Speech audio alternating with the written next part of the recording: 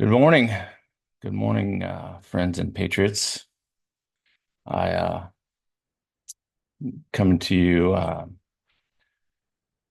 live this morning.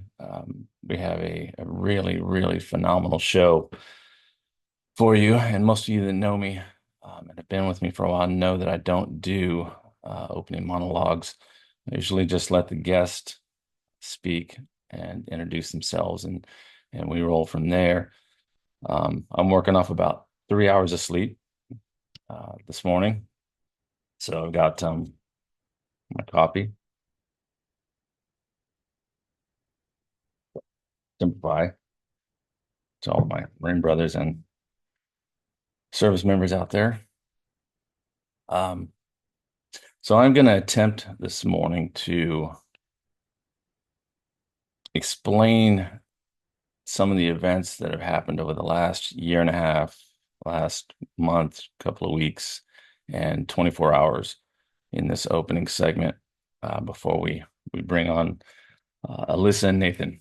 And this interview was actually done about 3 weeks ago, and I have struggled for 3 weeks with uploads and downloads and nothing wanting to work right on this interview. The size of it was too big to get onto YouTube or Rumble, and I couldn't figure out why.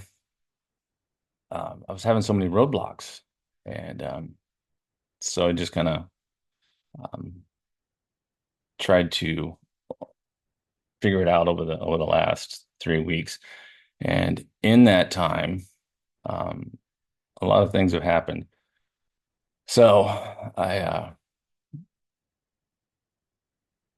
most of you know, I never wear Trump hats or any other type of attire like that. But I thought this was a reason to do it.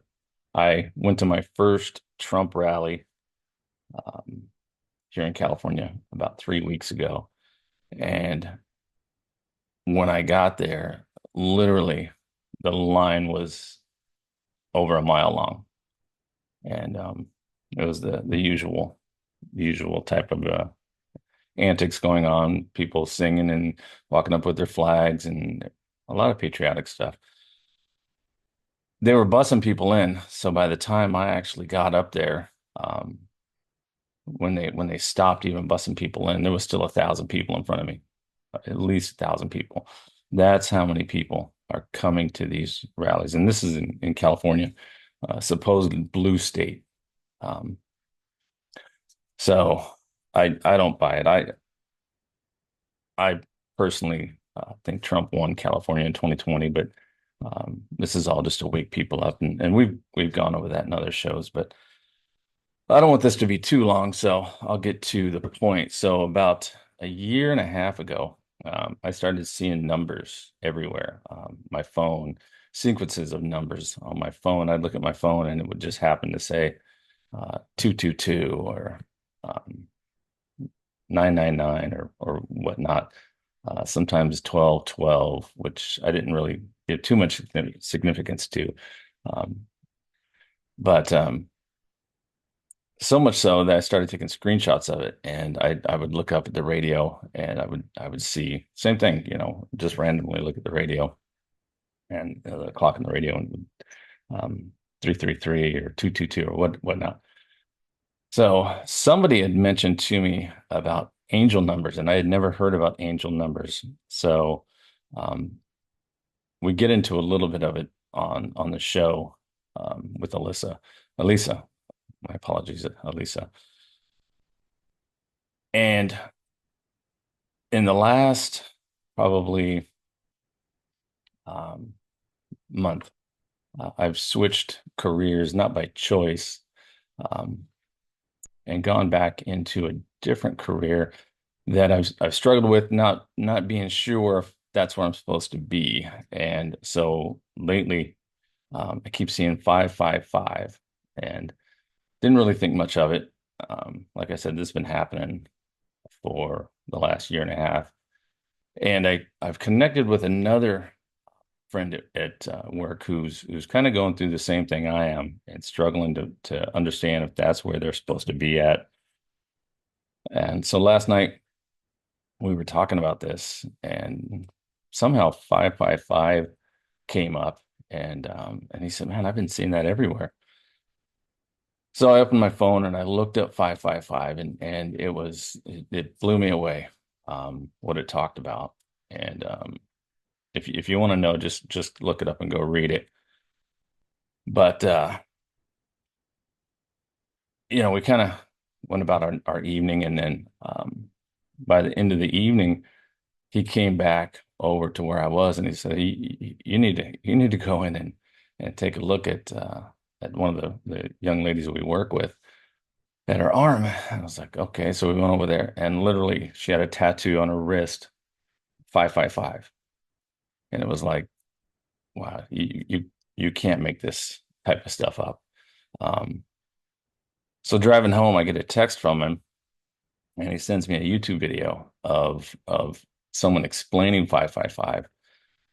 And it was one of the most incredible videos I've ever watched. And it just talked about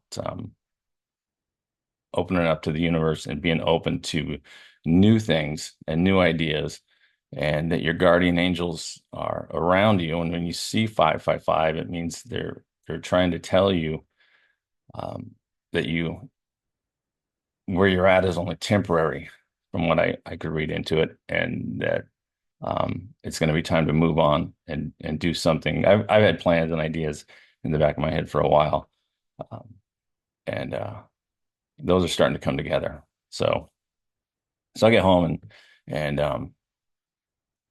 I look at the my phone, and it says 333 on it, just out of the blue. And it's like, wow, okay. So now I need to go watch 333. So about an hour before that, I was watching some YouTube videos, and because I watched the 555 one, a few others popped up, and one said 333 earlier. So I went back and found and looked at it. And that um, it was like getting hit with a 2x4. The universe just screaming at you, that it's time to do what you're passionate about, and do something different, and that this is just a pit stop along the way. So at work earlier that evening, actually, the last 3 days, I've had two Marines, well, one Marine and then another Marine that was wearing his brother's dog tags, honoring his brother who had passed. And these gentlemen, I dressed pretty nice at work. These gentlemen had no idea I was a Marine, no idea who I was, except for maybe the haircut, and just felt the urge to come up and start talking. And the one gentleman was having a hard time. He was in Desert Storm, and he was having a really hard time. The fact that he was able to come back, and his other brothers didn't make it back. And I feel like talking to me gave him some peace. And same thing last night with the gentleman who just randomly came up to me and just started talking to me. And we started talking about his brother, and his dad was a drill instructor. And same thing. I just felt like just talking to me brought both of those guys peace.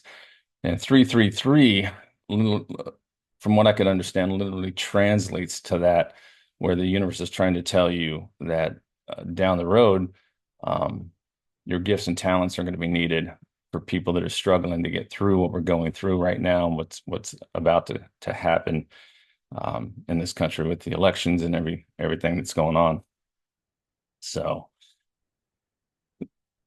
that's why I've had about 3 hours of sleep. Wasn't able to even think about anything else except this for the last couple of days, or last couple of hours. But wanted to get that out there, and I appreciate you guys listening to me.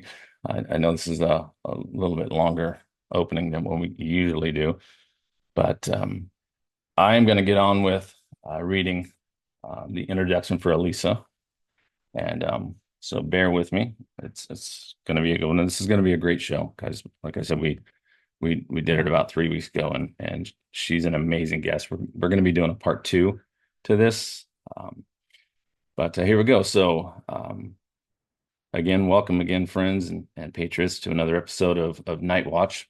We're going to be joined tonight with Nathan of All Aware and a special guest, Alisa Saoni.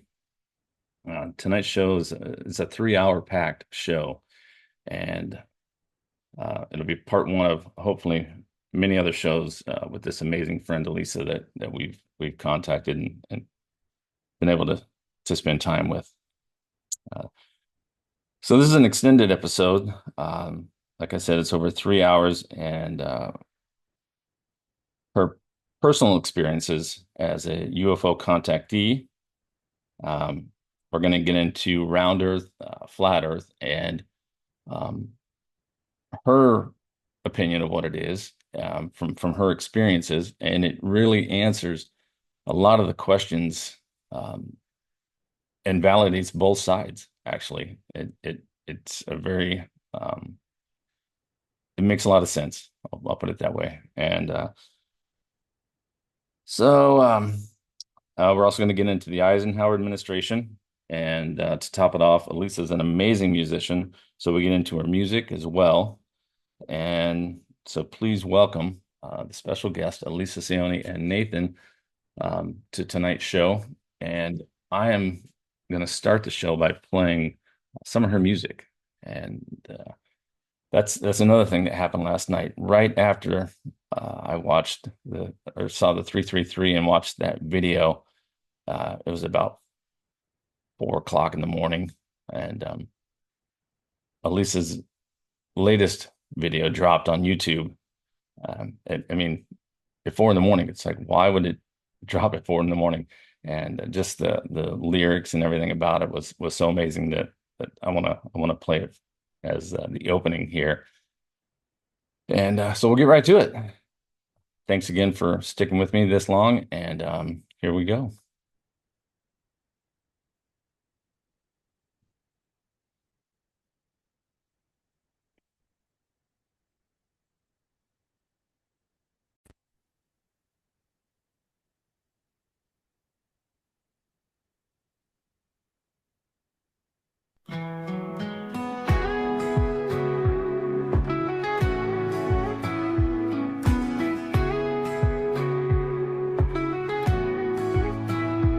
People hurt and people's pain, silent cries of loss and gain, lost souls in the rain, walking in a world of pain.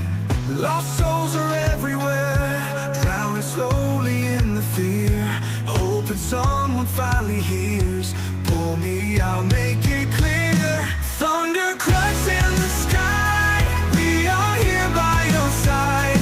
Come to help clear the lies, heal the souls lost in time.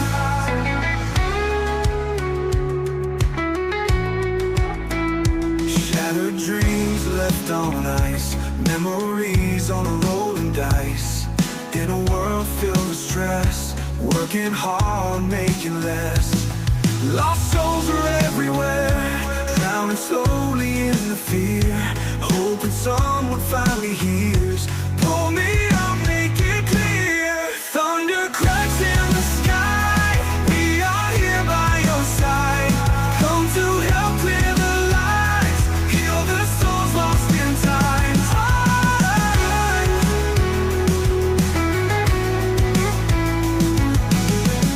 Shattered dreams left on ice, memories on a rolling dice. In a world filled with stress, working hard, making lost souls are everywhere, drowning slowly in the fear, hoping someone finally hears. Pull me out, make it clear. Thunder cracks in the sky, we are here by your side. Come to help clear the lies, heal the souls lost in time.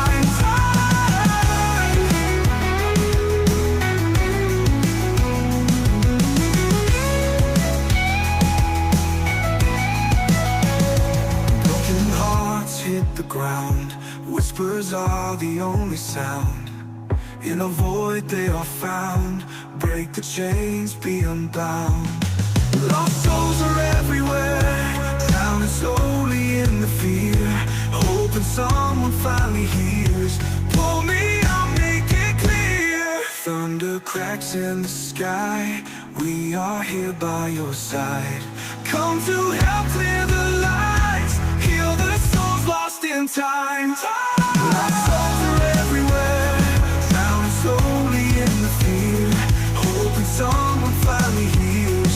Pull me, I'll make it clear. Shattered dreams left on ice, memories on a rolling dice.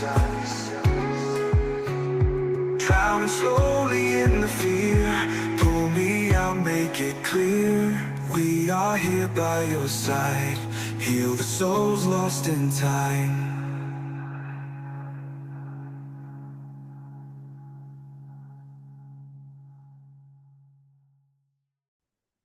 All right, let's get into it. Here we go.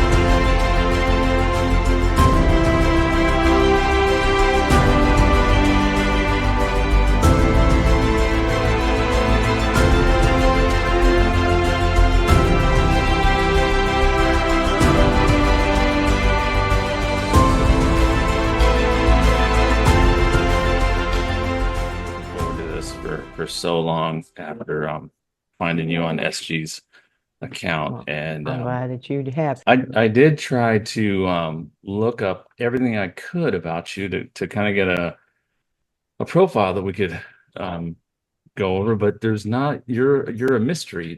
Except for your music, there's not a whole lot of information about you out there. Well, I did a lot of research and prepping to get to the point where I'm at, and it seemed to start blossoming and coming out into the public eye about 3.5 years ago. Mhm. And thanks to my good friend, Honey C. Golden from her YouTube channel, she gave me a voice to get that out there. And I did that for about a year. And in the midst of doing that, it's kind of like God was giving me practice, how to get my footing, how to be able to speak to people to where I can get their attention and break things down to the basics so everybody can understand it. So it's just like a learning process. And Mhm. then I took a break for a year, and then God gave me all of the knowledge and showed me, and I got to go to these places of the things that has to do with these med bed facilities and the med beds themselves and the technologies that we're going to be using. I got to use some of this stuff. I was highly impressed, gentlemen. Wow. Wow. But he prepared me to come back and be able to answer anybody's questions to the best of my ability and give it substance, that things that they could look up or go and discover or research themselves to find that it's not just words. These things actually do exist, and we are very aware of some of this technology that's been suppressed from us. It's just we don't have no idea the extent of what this technology can do for us. They've heard Mhm. about replicators, but do they understand what it is? I mean, Right. how does it come about to be able to help us? Is it just for food? Is it for materials? Is it on a large scale? Can you make a starship out of one? Yes, you say they look at it only in a narrow box. They're not seeing it in the grandeur of what it can be. So, and that's what So I'm when you to help. say, if just to kind of go back to kind of help people understand too. So when you say you were shown all this, was this in like an out of body experience or a dream, or was this an actual maybe like a contactee type situation where you were Uh, taken off planet that way? How would you describe that so we can get people to understand? These were all in the physical. Okay. Okay. I actually got to go aboard a ship. I have never been beamed up. I've always been picked up, okay? But I have heard people talk about, them getting levitated off or going up into a beam. I'm pretty sure that does happen, but that has not occurred with me. And I have had some, I want to call them like astral experiences. Like God doesn't want me to feel the intensity of what he's going to show me, so he does it in the spirit or in the astral way. But that with this, all of this stuff with the humanitarian projects and all the technologies that's coming with it, basically because that is one of my projects is the housing, for the homeless and inadequate housing of our brothers and sisters. Yeah, same And here. yeah, so God, he took me to those things in the physical so that I can experience what I am going to be using and showing people that really do exist because they're here and they're now. Okay, and gave me a good idea on how each one of these technologies work so that I can break it down to the basics for all who is interested in hearing. And it's like a whole prepping thing because I'm used to building houses. We use material, wood, nails, screws, all that kind of good stuff, but what we are going to go into with the way my projects are, it's going to be done on another level. Like if it takes a normal house to be, a year to be built, these things can be built in less than a week. Imagine the production that can call to get this stuff fixed pretty quick, and there is different stages. It's like the quick fix because you just want to get them off the street or whatever, but then you need to make another round whenever you're supplying them with a home type ordeal. Yeah. Okay. So there is stages in that. That way something's being done as you're going around, and when you get back around, that part is ready to be set up for a community or a subdivision or something like that. So is it like a tunnels to towers type of thing where it's going to be a housing that's provided to them free of charge and Say that again where because I could hardly hear you, Ed. so would it be like a tunnel to towers type of organizational type of thing where they do it with veterans. They provide free houses to Gold Star veterans and disabled veterans. Yes. It is. I mean, because we have to think about our priorities first, and that is our veterans, our homeless, okay, and all those who are living in any type of inadequate housing or building or something like this here. Those are the priorities, is to take care of those that served us and done for us, and those who think they were forgotten about because they don't have no medical, they don't have anything for them, okay, except for the open area. And that it is Right. pretty sad. So we want to take care of that, but we also have the other priorities of all of the wounded from our wars, the veterans who have had detrimental damage either to their brains or their bodies, body parts that they may have lost in extreme trauma. And then you have all these children that has gone through trauma. Now, the ones that's underground in the bunkers, those already been taken care of. But we are responsible for the ones that's on the surface. Okay. Hmm. And Right. so therefore we take care of those. And of course, the cancer patients. And a big thing that I didn't even think about that God has impressed me during all of this, even those that are in comas, but who's going to speak for them? Who's going to do these things for them? So God has these contingency plans in every aspect of this. But those are to be the priorities, the ones that gets come out of that. Now, some people who are in a coma, God knows what's in your heart. If you are awoken, then you are meant to be awoken, and if you are not, then it's just you need to just be patient. It doesn't mean that they won't. It just means you need to be patient. That's all it means because nobody knows what God's plan is to the totality of it. So we're just learning as we go. So, Yeah, it's been Yeah. an interesting plan so far. yeah, it is. The last eight All the years. information I have acquired is just absolutely fascinating. I did have to adjust to the information that was given to me because whenever I first got into the information, it was a little scary to start, thinking outside the box and being shown these things. But it was God showing me first, like a beginning of something, okay, Hmm. and how it got to this point. And it was very soothing, very learning. I didn't mind watching. It's like something you would see on the History Channel, kind of so to speak. But he did it in these stages and showed me how the solar system was created, and then how the planets came to be, and then how all these other characters came into play. It's the most epic story from beginning of the information that I have to up to the present, of the different things that I have seen that God has showed me how it all came to be to help me give an idea and break it down simply as I can to help everybody understand that. And then once you have these other characters that came into play, because extraterrestrials are real, other life forms are real. If you look up at the sky and you see all those stars and you think that you're the only one, then somebody needs to make your cake because you're vain. And that's as Hmm. simple as that. Because there is Yeah. so much life out there. And even the stars that we look at, they're not that far. Even our planets are not as far as they portray them to be. I will get to that in a little bit. But um, Well, just to kind of go off of what you're saying there, if I could, yeah. they just came out with I saw this yesterday. I can't remember where I saw it, but I think it's Centauri B, or they just found lights on a planet, and they showed it from the I don't know, telescope or whatever they had found the Mhm. satellite up there that had the telescope on it. But they had lights that you could see on the planet, and it looked like kind of like what's on my background here. Mhm. Yeah, So it's proof right there. I mean, do you need anything else that there's living beings on the surface of that planet? exactly. And it's not that they just discovered it, they just decided to let us see it. Yeah. So, and a lot of things has been like that all over the place. It's like because that's part of the disclosure. We're going to start seeing these things. They're going to use what has been used on us and try to change the script a little bit. And these things are going to start coming out that we can actually see and see that there's things are starting to be different.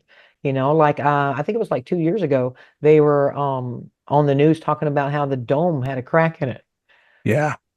So, and it's like you would never expect to be hearing something like that, and but here it is, about 2 years later, and people have kind of forgotten about that. But for us in the community, we can remember that. And so those are an anomaly. Why would they use those words? Why would they talk about it like that?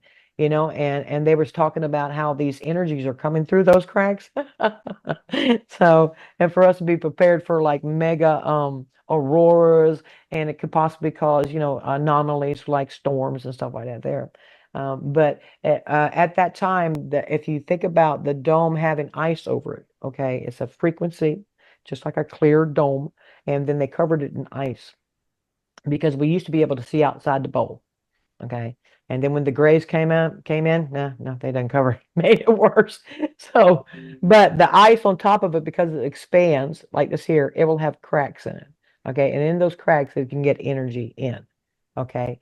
And but now that that is gone, they can allow that energy to come in. And that's where even some of it, because it fluctuates like it does, you can get that blue sky ice. Okay. It's frozen oxygen. Hmm. And it's a beautiful blue color. And that's pieces of it that can come off of the ice because it's not just on the outside, it's actually on the interior of it as well because it's so close in proximity. And some of these pieces will fall that have like rocks in them that's been collected from the outside. Okay, and they'll come down as meteors. Okay, and they need to make an excuse for it. There's a meteor. Look at that. But they use all of these things to make us perceive it um, from their perspective and their narrative and how they want to run it. Just like you heard me talking about the auroras. I mean, that literally is two frequencies having conflict, and we can see that. Now, they can't change that. They can't hide the auroras because it's an electromagnetic thing that goes outside the force and inside the force. It just Hmm. reflects itself. They can't hide that. So they use it to their advantage and say, look at the auroras. Aren't they so pretty? Well, they've come down really low in the last year. I mean, they were seeing Mhm. them almost down to Southern Because she's raising California. her frequency, you Yeah. know, and that's going to make that whatever her frequency is stronger than this one here. Of course, it's going to have a bigger reflection or reaction whenever they bump into each other like that. So, but I Mhm. do think it's very beautiful. But that is, that to me is like it was right in our face, right there in our face, and we're all going ooh and it is pretty. But now I know what it is, and and the other thing that I wanted to let my brothers and sisters know, so let me grab this to make it a little bit easier to explain. Let me see. Okay, now I told y'all that we set off on the side in a dome that's 100,000 miles around, right? And that her North Pole's up here, and this frequency is bouncing off of this frequency here, and that's how we see the auroras, right? But I want you to look at this. This is her North Pole, and this is like Mount Meru's North Pole on this side over here. Okay, that's going to give you your 23.5-degree angle that they're claiming that we have. Mhm. Okay. Now, whenever I was growing up, it Yeah. was 27. Now, all of a sudden, it's 23.5. But that gives you that tilt that they're talking about. She does not sit on a tilt like that. Her equator is no more than 1 degree off at any given time. She does have a wobble, okay, but that's just like a top. You spin a top, you can see that very top, even though it's spinning very fast, it has a very narrow wobble to it. Okay, that helps keep her balance, and it also helps keep the water and everything else on the planet. And everybody doesn't understand that. Well, how can she be spinning and keeping water on her? Okay, well, we were all taught about gravity. Okay, they're saying there's something, you drop it, gravity's going to take it down. Okay, well, in actuality, we're all magnets. We are refrigerator magnets stuck to Mother Gaia. Okay, that's how, and it's electromagnetism that causes that. Okay, they want to call it gravity, but it's actually magnetism. That's how we are able to keep the water and ourselves on this planet. And she does spin about 1,000 miles an hour. Okay, and that's like actually normal for such a large planet because she is a super Earth. But you can actually look at her and be able to go in and zoom in, and there is stuff upside down. Boats, people, whatever, it's upside down because that's how you would really be able to see it. If they're telling us the truth, how come they've never shown that to us? You know? Mhm. Because I mean, somebody's Sally standing on top up here and Bob's down here and he's upside down. They never would show us that because they couldn't show us that. But in actuality, that is how it works.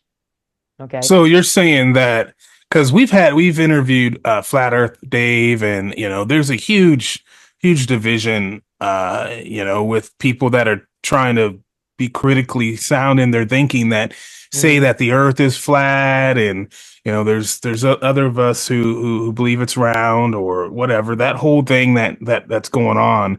So from what you just showed, the Earth, from your physical observations and from your research and for what you've seen, the Hmm. Earth is round, but we are sequestered or quarantined into a small portion of it Absolutely. that Just would give like it the that. illusion that it is flat, correct? Yes, exactly. So Because it's it's actually both. 100,000 miles around. That's too expansive. I mean, or should I say, it's so expansive that it can give you the illusion of flat or have a curvature on it. It's according to where you're at in that circle. But I mean, you got to think of that. We're in the center of that. We're only 25,000 miles around in that little corral they put us in. Yes. You know? I mean, so, and you got to understand that this is called the big lie. They don't want us to know that, but they are using that, like I said, the angle of it to justify this here tilt that Mother Gaia has, you know. And but she is a magnet. All of this is about magnets and electromagnetism. So that's what holds the water in place. And now she does have a slight bulge in her center, but that's nothing compared to what they're talking about on this here. Okay, she is almost perfectly balanced. Okay, and especially since inside the photon belt, the stars and all the planets, they get energized and they get supercharged. So any top that's going to spin, it's not going to wobble anymore, is it? It's going to stay right there Right. because it's Now, super energized. And now that that goes for all makes of it. that makes a lot of sense because we actually proposed that to Flat Earth Dave and to Mhm. SG and on that what if it's just that the planet is much bigger than we've been told? And we didn't at that time we didn't know anything about a dome or anything like what you're talking about. I just always figured, okay, it's probably just a lot. We've been lied to about everything.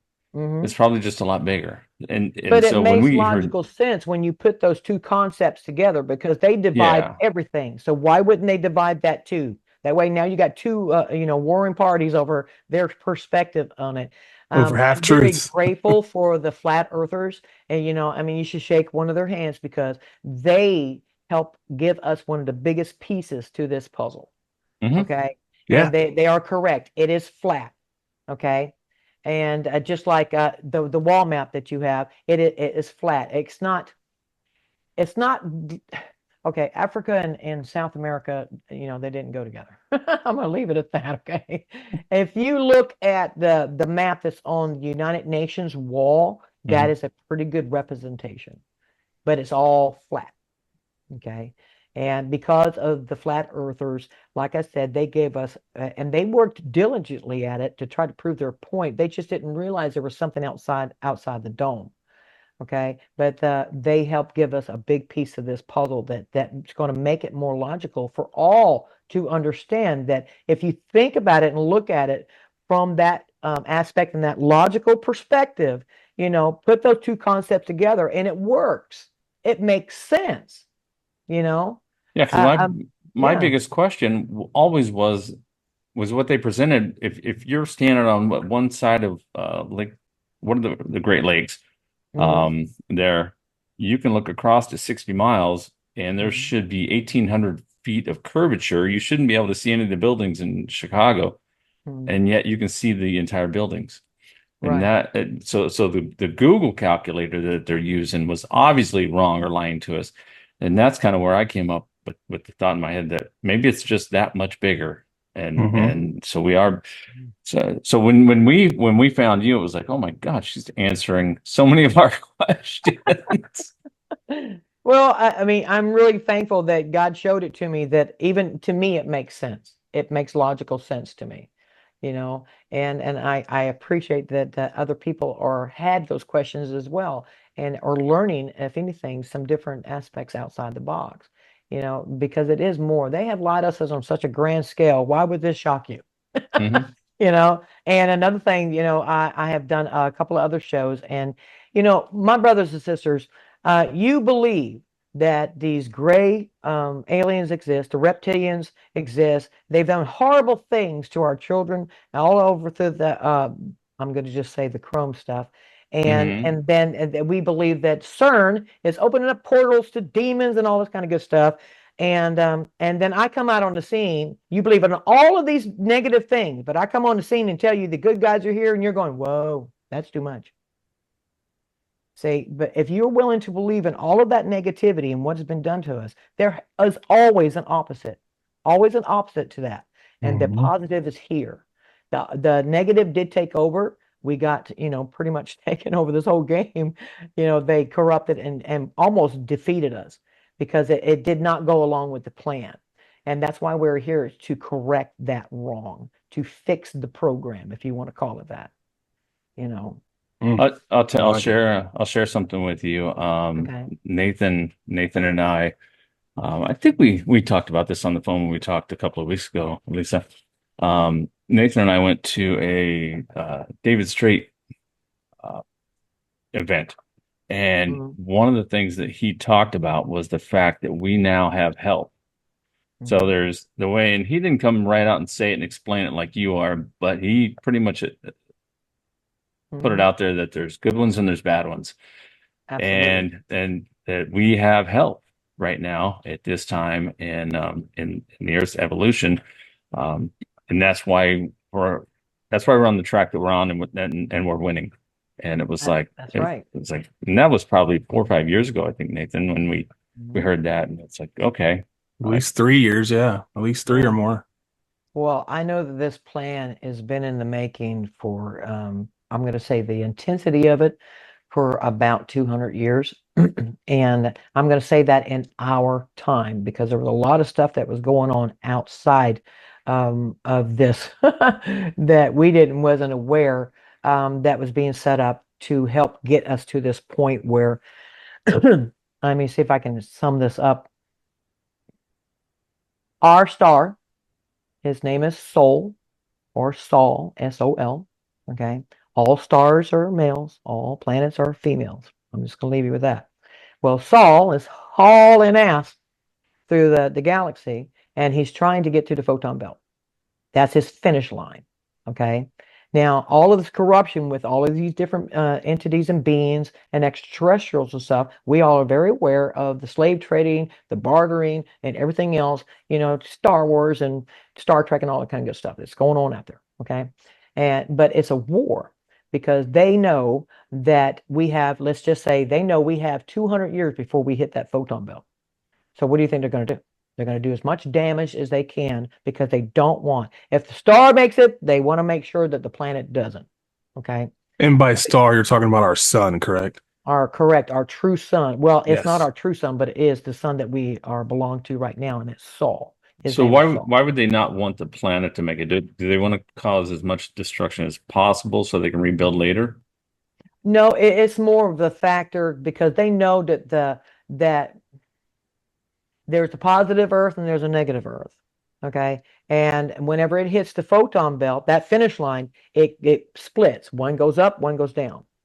That positive goes in and the negative goes to it's where it needs to be. That horrible 3D Earth or 4D Earth. Okay, anything after 4D is only positive. 5D and up is only positive. There's absolutely no negative, nothing like that there above 5D. Well, that's where I'm But going. I'm going 5D. there you go. But it'll split the planet. She actually divides like an egg. You know, the positive will go one way and the negative will go the other way. And they can have, you know, their zombie apocalypses. They can have their Hillary Clintons, you know, all they want to. But whenever we are, as they know this is going to happen, so they want to take as many of us with them to the negative. Okay. It's like a soul harvest. Okay. And that way they can go about making these worlds will exist.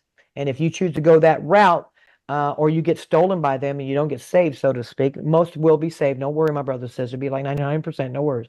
But they want to take as many of us as they can with us. Like if I'm going to go down, I'm going to take your ass with me. Simple So as is this period you're talking about, is this kind of what David Wilcock calls the solar flash or the great flash? Is that kind of where these planets emerge and then there'll be one that ascends and another version that descends? Is that Yeah, because it splits itself from the positive to the negative. Okay. And just at that threshold is usually some people even call it the wall of fire, but it's not fire, it's just extreme energy. It is so bright. If you could see it with you wouldn't be able to see it. It's so bright. It would gotcha? blind you. But it's extreme energy. And it's like I said, it's 2,000 light years across. But if you look at it, to me, it's like a galactic star wash.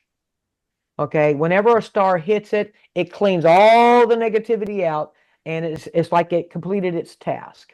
Now, if it's on this side of the photon belt and it's starting that journey, it has to go all the way around to get to the finish line. Okay, but once it hits the photon belt, it cleanses every bit of that and it separates it. That's where God Mm. separates it. That's where you make your choice. Either you're good or you're bad. You had your free will. I gave you that. That's what you wanted. Now I'm letting you make your own decision. I'm going to give you all kinds of ideas and good things to look at and stuff to help you make those choices. But when it comes down to it, it's going to be your choice because that was part of the deal. I'm Okay. going up. That's where I'm Yeah, going. we're I'll be going up up, baby. there. That's So, right. so, I'll We're be up going there with up, you up, up. guys. You know it. so does we all know that Hollywood does things to show us certain things that are Mhm. coming, and there's been Absolutely. movies that have come out. One of them in particular that I remember is it was a Nicolas Cage movie called The Knowing, Yeah. Hmm. and it what you're talking about almost sounds like that. Well, that's the fear-based factor. I mean, fear-based version. Hmm. Okay. And that's what they want to put into you, that it's this horrible thing. Because as long as they control you with fear, then they got you. Okay. That's their version. That's their television that Right. they want you to manifest for them, to be a part of it. Okay. And instead of showing it in more of a positive aspect, because it's not to the negative, it will be kind of like a wall of fire. Okay. Because they're thinking negatively, it's going to be something worse to them.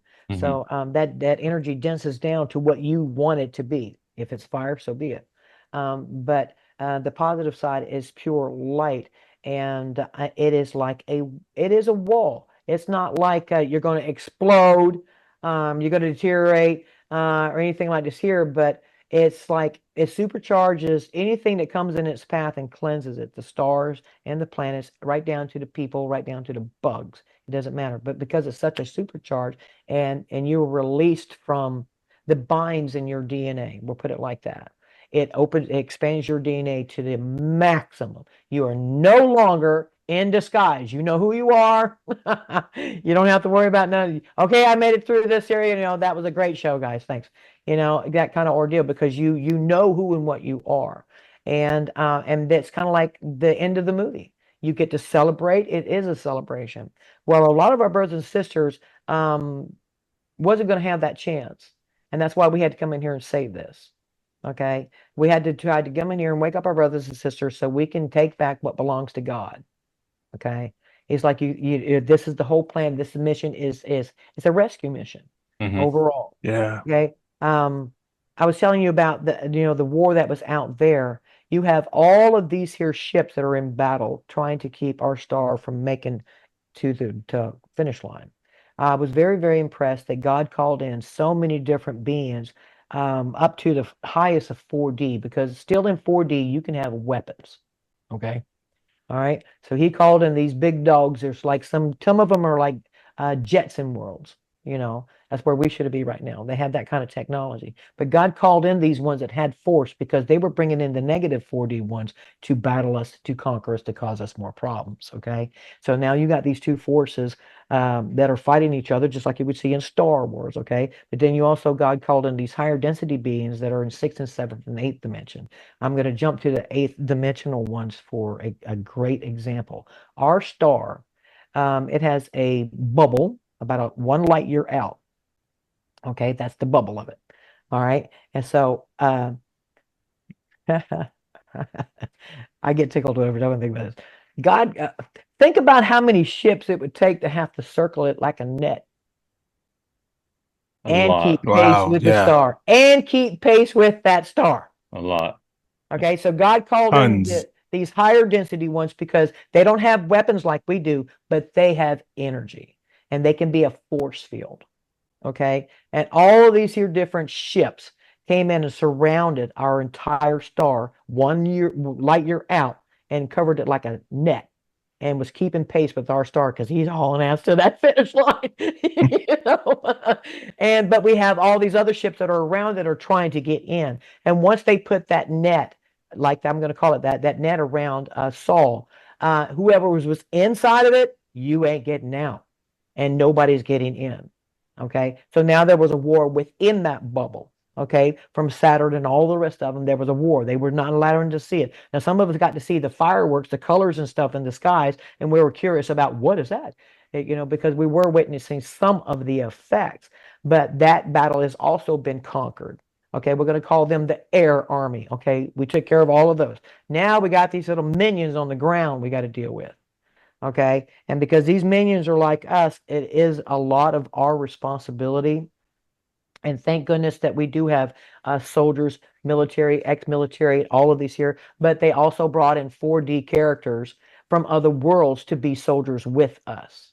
Okay, and those guys were mainly called in because whenever we went to go get into these bunkers, our guys had no idea what they were walking into. Okay. Yeah. Oh no. Yeah. And these other higher 4D guys, they've already been through these types of wars and battles and decimation like that. So they were asked to come in and help our guys because our guys wouldn't have been able to do it by themselves. And they're bigger. Some of them are bigger. We're talking like 10 footers, 12 footers, because they had their 10, 12, and 15 footers over in Iraq. I'm sure y'all have heard of that about that. Yep. Yep. Okay. So Yep. that wasn't a joke. So we needed some big guys too.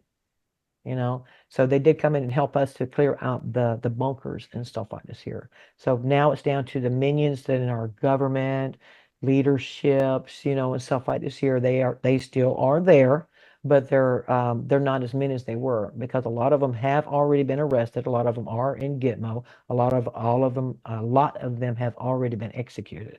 But they're the major bad guys. We're talking that the reptilians. Okay, we're not talking about reptilian and human. We're talking reptilian. Okay. Now some of these guys, because they still have a soul, but it's such a tiny speck, it has no effect on them. Okay. And but because of their severe crimes against humanity on a global scale, not just Earth, we got other planets involved in this too. They get shot into the sun. and they are judged. They go back to God. There is no council. There ain't no judge sitting up there with no hammer. They get shot back into the star and they get totally recycled from scratch. We're talking nothing, cloud, dirt, Yeah, I've heard of from this. nothing. Wow. Because God Yeah, loves all of his creations and he gives all of his creations another chance. Okay, even if it's that extreme. But that is, you consider that like the ultimate punishment. You're getting recycled from the beginning. God is going to absorb every bit of that and give you another chance. Okay. But the ones that are what we would call the laws of the land here with us, yes, we can see fit as our laws permit. But then there are those ones that are worse as well that has to be taken off on ships, okay, that to be judged galactic. I mean, it's solarly, and then it's kind of like our quadrant. Y'all have heard that in Star Trek. I'm sure you've heard it in right. Hmm. Oh where yeah. there's a galactic court, a galactic council that handles those big dogs as well. So So would you So, say we're in? I'm sorry, Echo. no, no, go ahead. You're good. Go ahead. Would you say we are in, because a lot of people in the awakening realm of this movement would say that we're in 4D now, or that we may be going to 5D.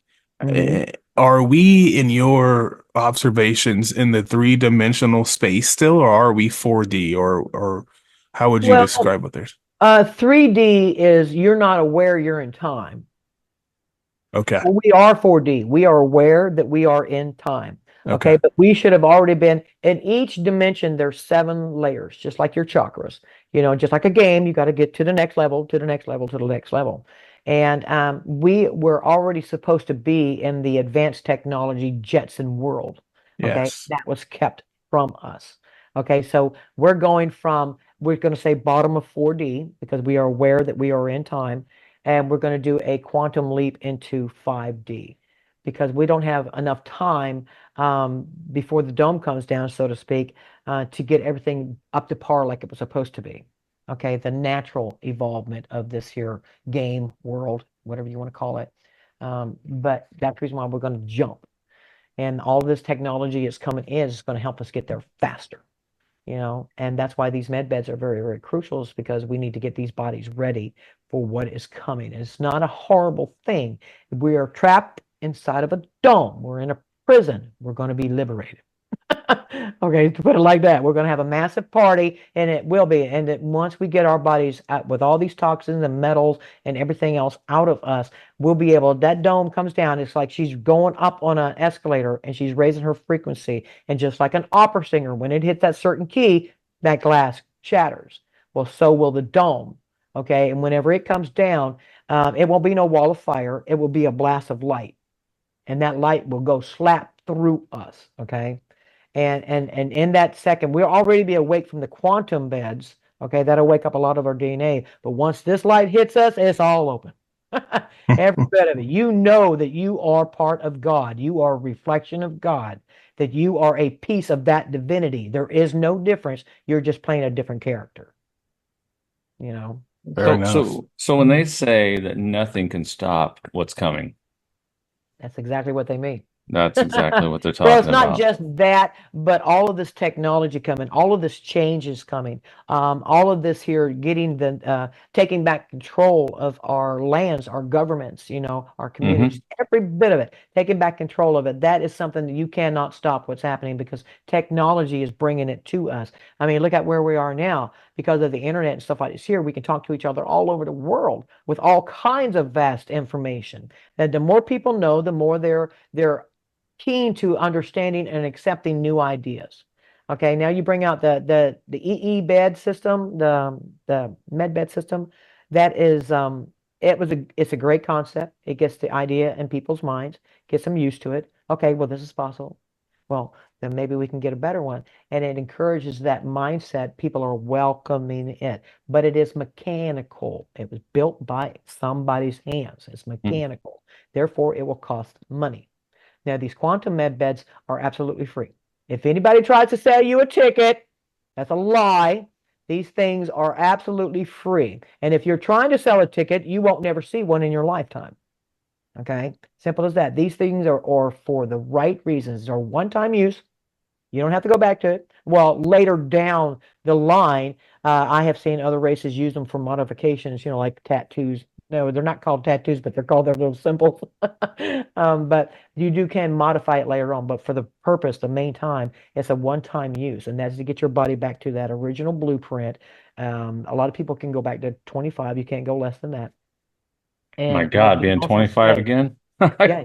Well, most men that I have Well, seen, we they know they what we they know feel around now. 30. They feel Oh like man. 30 is their prime, where women feel like 25 was their prime. So that is a larger amount of them. But there is those in there that choose to stay 40, 50, or even 70. That's their personal choice. Okay. Right. So, I'll share something with you, Alisa. Um, you kind of touched on something a few minutes ago, and Nathan and I woke up, um, what, 8 years ago, Nathan? I know it was about 8 years ago for me. And I woke up in 2012, okay, so congratulations, my so he brother. was he December 12th. was he was a lot earlier than I was. I woke up in 2017, and it was about a month of depression because I knew I had been lied to. Mm, And then it was a month of just what do I do? And then after that, it was like, I'm going to get something done. So we found the state national movement and started researching the history of the United States and the history of the corporation in 1871 and 1913 and all that stuff. So we are quite a bit ahead of other people when it comes to that. We've kind of removed ourselves from the whole 14th Amendment U.S. citizen type of thing.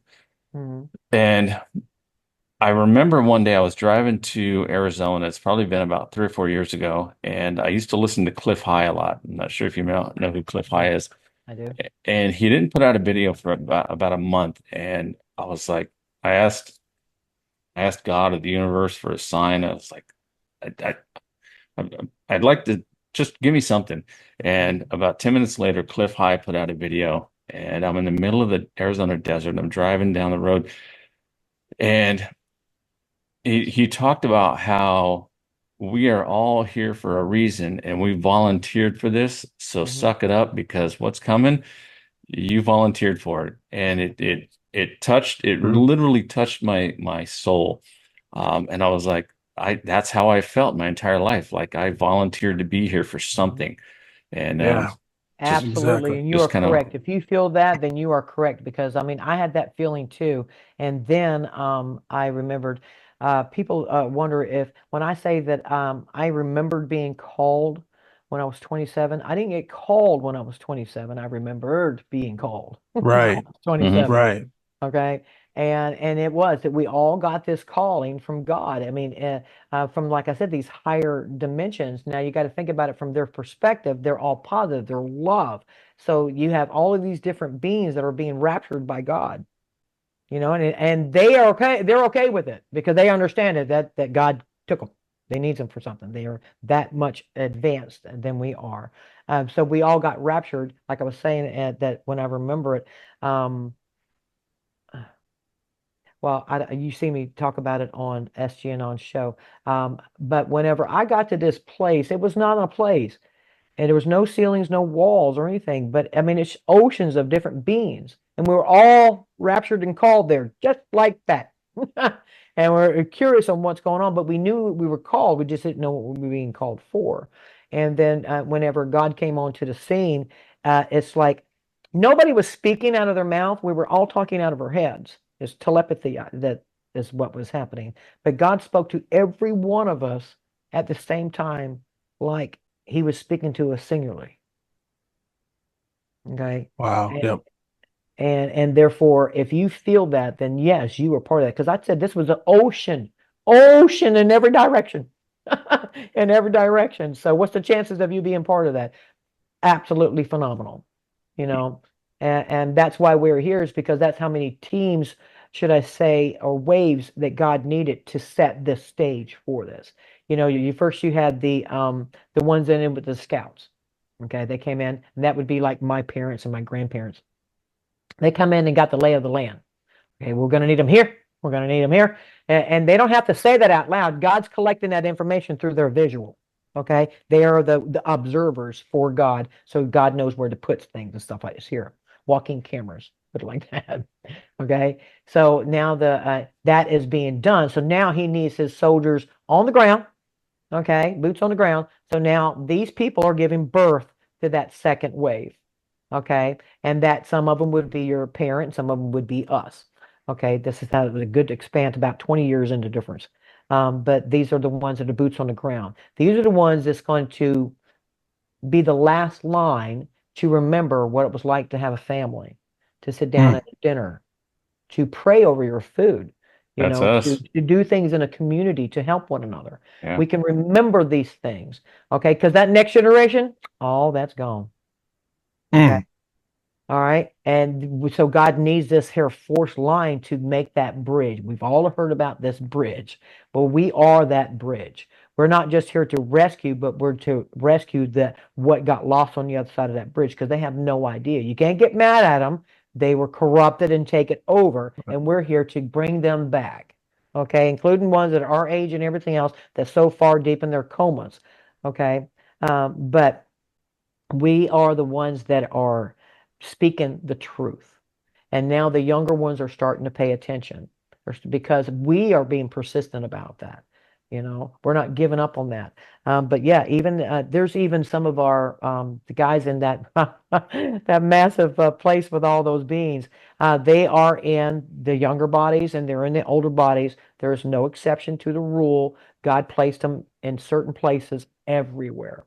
Okay, so that we can have an influence. It's like God's putting down lighthouses, and He just needs it to shine so that the ones around it can receive that energy and start waking up themselves. So that's pretty much what we're doing. So let me ask you this Yep. question because over the last 2 days, um, someone popped back into my Facebook feed, Okay. and this person is uh, they are so far removed. I mean, they believe the entire show.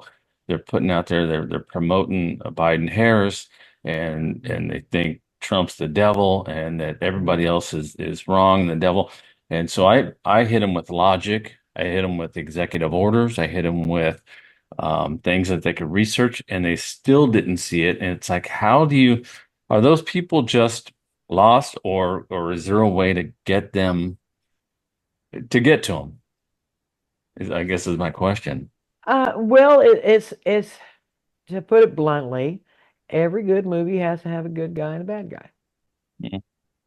But eventually, hopefully, in that movie, they will start realizing and seeing that their choice was wrong. But right now, they don't think they're doing anything wrong. They're playing a role. And if they weren't playing their role, you would be feeling the way you are about their role. The See? fact that they showed back up in my feed after like 2 years Yeah. told me Oh. that I was supposed to be a part of helping them. So I didn't want to Mhm. inundate them with just blast them with information. No, you I say, was absolutely, I'll help. I'll let everybody know all the information I have on I was very gentle.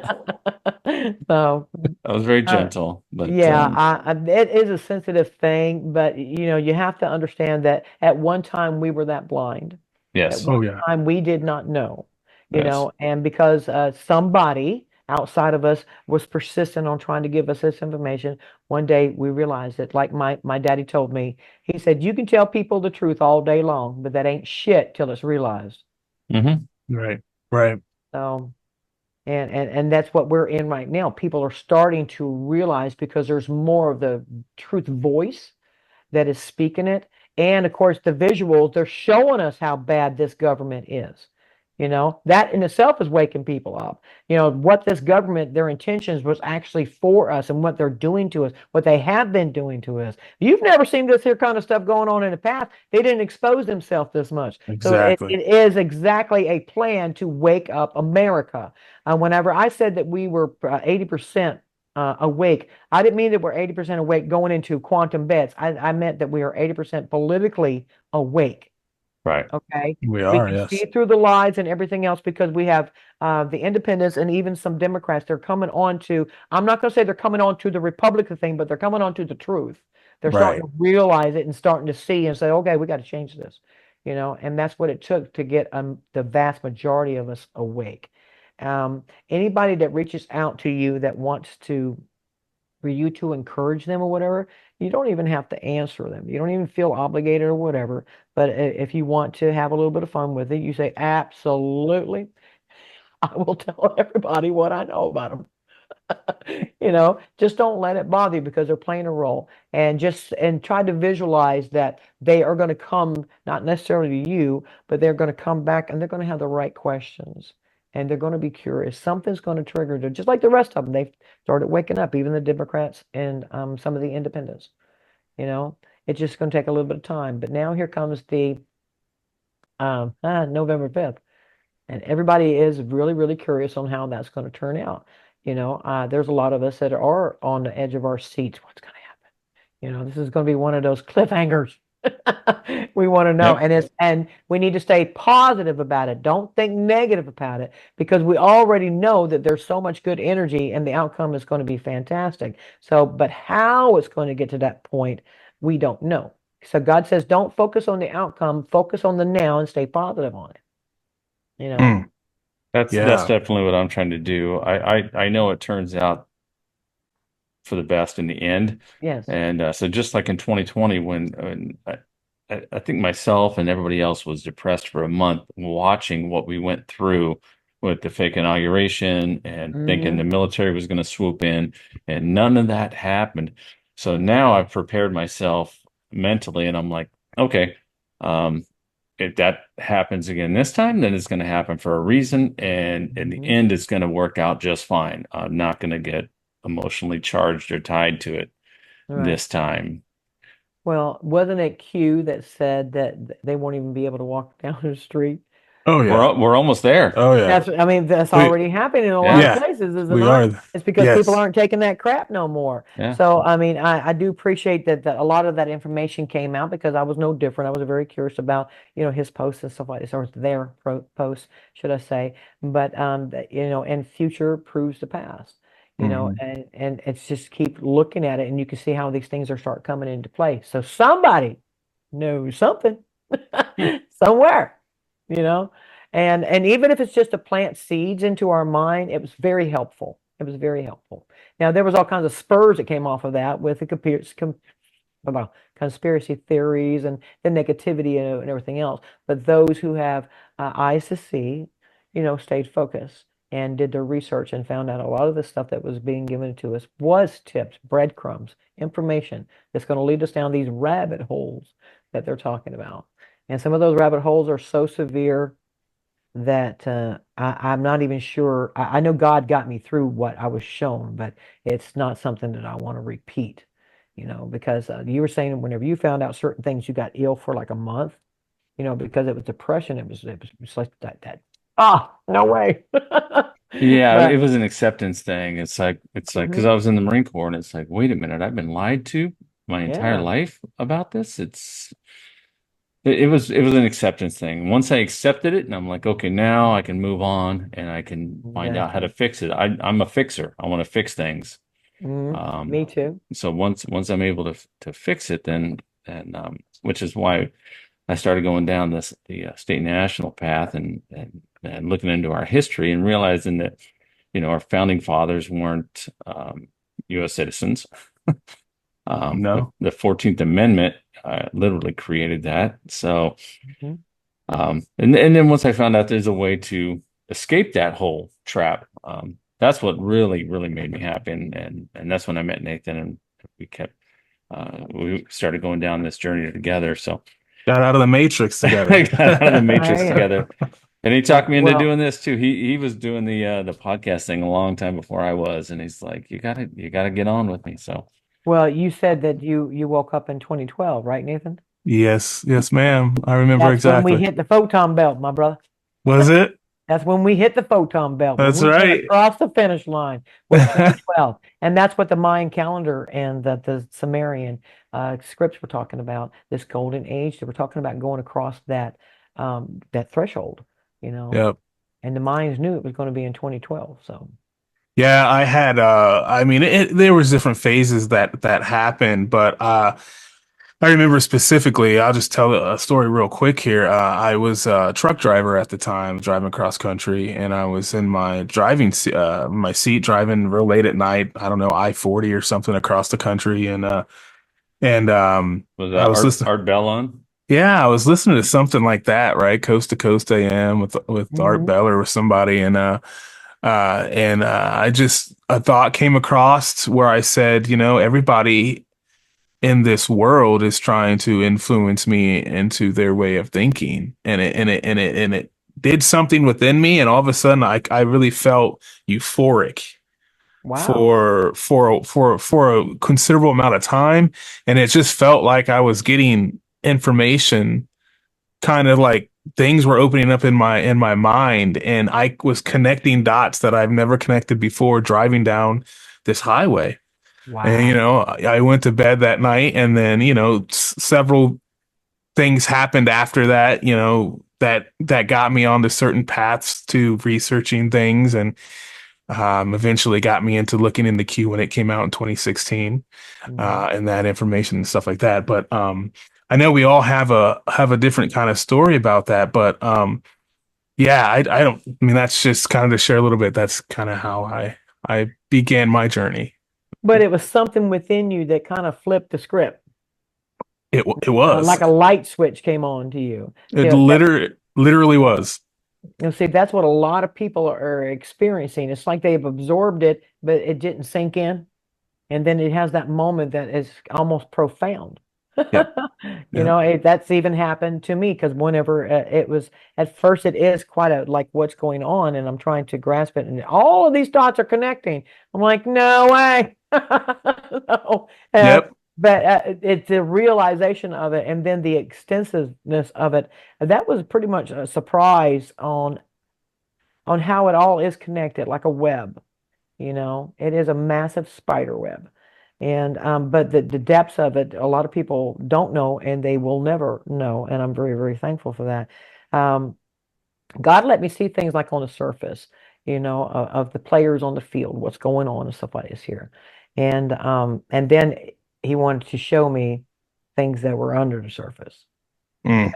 and what was going on in these here bunkers and these I'm going to just say rituals and just the scientific projects and all this kind of good stuff. Um, Yep. God got me out of my body and took me in the astral form, if you want to call it that, astral body, because God didn't want me to feel the intensity of what I was fixing to see. Mm. Okay. And I got to see some of the most horrific things, and I'm very thankful that the flesh could not feel that because I mean I could feel it in that spirit form of sorrow, you know. And I'm going through it. It took me down like really. I was going down past these two generals that were going in this elevator down, and I was like outside of it watching them going down this elevator. I'm like, where are they going? You know, and I'm looking at like the surface and then God's showing me how deep they're going. And this thing is like 2 miles deep, Mm. you know?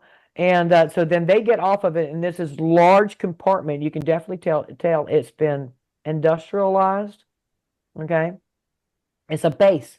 That's pretty much what they call it. It's a base. And then I'm just going through that and I'm seeing it all. They even have, I mean, they have military equipment down there. How they get it down there? And then it's So like, you're okay, remote viewing building. this stuff. Yeah. You're, Well, I I'm in the That's spirit the word form I was seeing it. just Yeah. looking So, for, but the it remote shocked me viewing. that they actually have these spacecraft and these other equipment that's underground that is really deep. So my logic is they had to build it down there. They didn't mm. bring it, they built it there. And left it. Okay.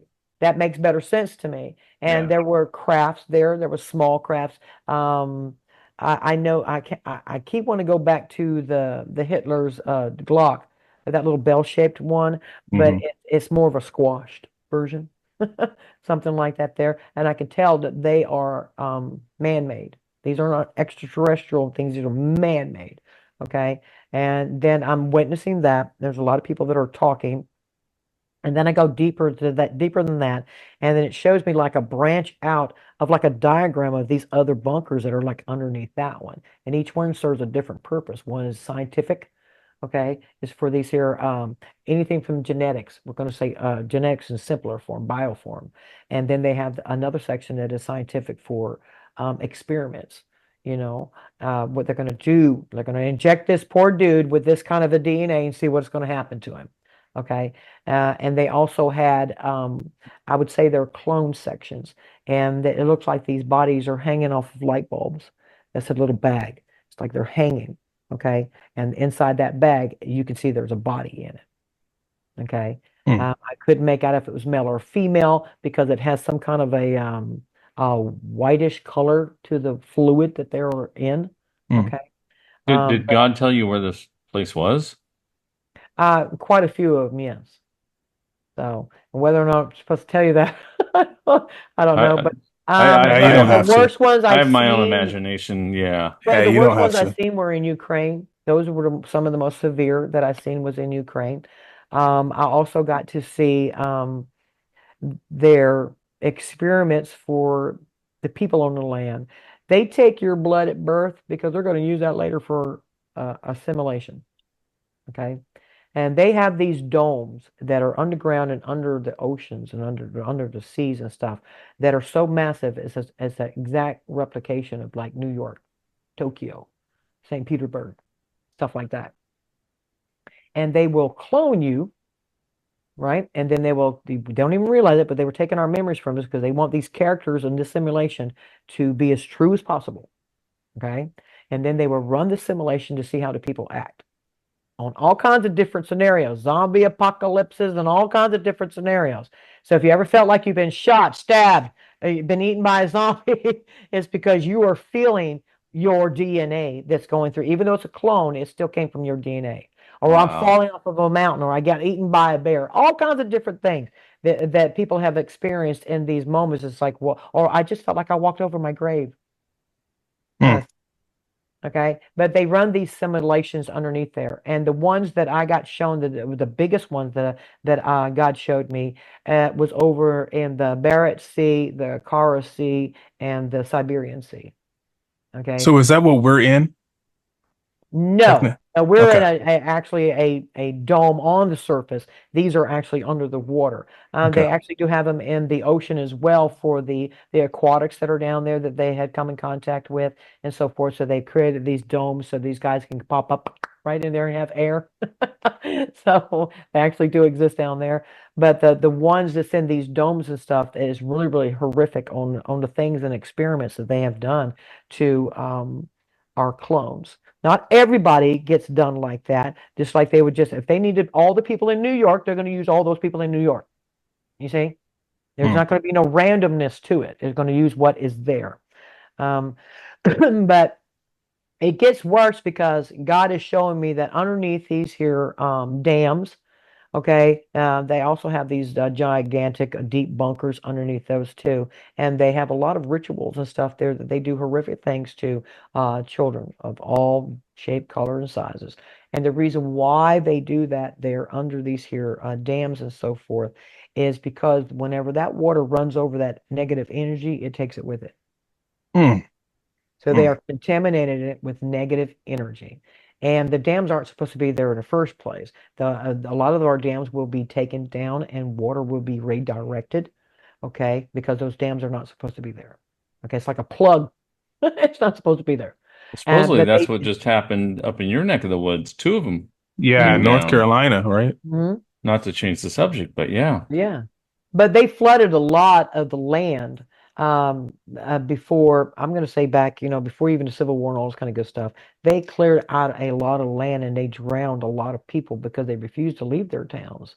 Brother, oh brother, where art thou? The movie is a pretty good description of that. They flooded that valley. They didn't care who was there, okay, because they wanted the land. They wanted the people out. They couldn't control them. They didn't want them to cause any more problems, so they pretty much, genocide them all in one shot.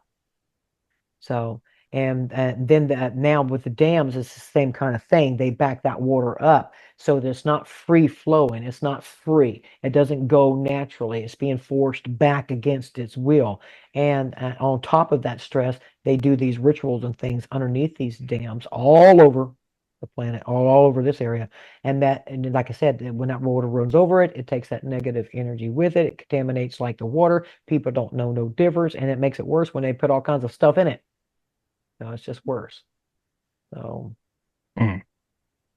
but yeah, that Yeah. was when I seen all of the atrocities. I got down to I can only describe it like underground castle tunnels. Okay, that's what it reminded me of. And I'm going down this. It does have more of a roundish shape to it. But as I'm going down it, you can see like there's they're not torches. They are a light, but they look like a torch that are hanging on, and they're kind of dim. And the further I get into this, I can hear wailings and screams and cries and grunts and moans and all these different sounds. And it's just like I'm going inside of a insane asylum. Okay, and everybody's lit. Everybody's says everything is it was insane. And as I'm going through this, I can see all of these generational people. They've been down there for 4 or 5 generations. They've never seen the light of day. All right. Never. Yep. Okay. And but they are animals. They don't know how to speak. They are an animal. Okay. And therefore they react that way. Now they do have a lot of them that was in cages, but there was some that I could see that was actually loose, but they are just in that raw nature, but they are deformed beyond any because there's so much mingling in that. Imagine the ancestral things or the results of all of that. Okay, the monstrosities, I'm gonna call it that. But it was absolutely horrific, and I'm going down this where I can see that they have taken DNA from one species and tried to put it into another, Hmm.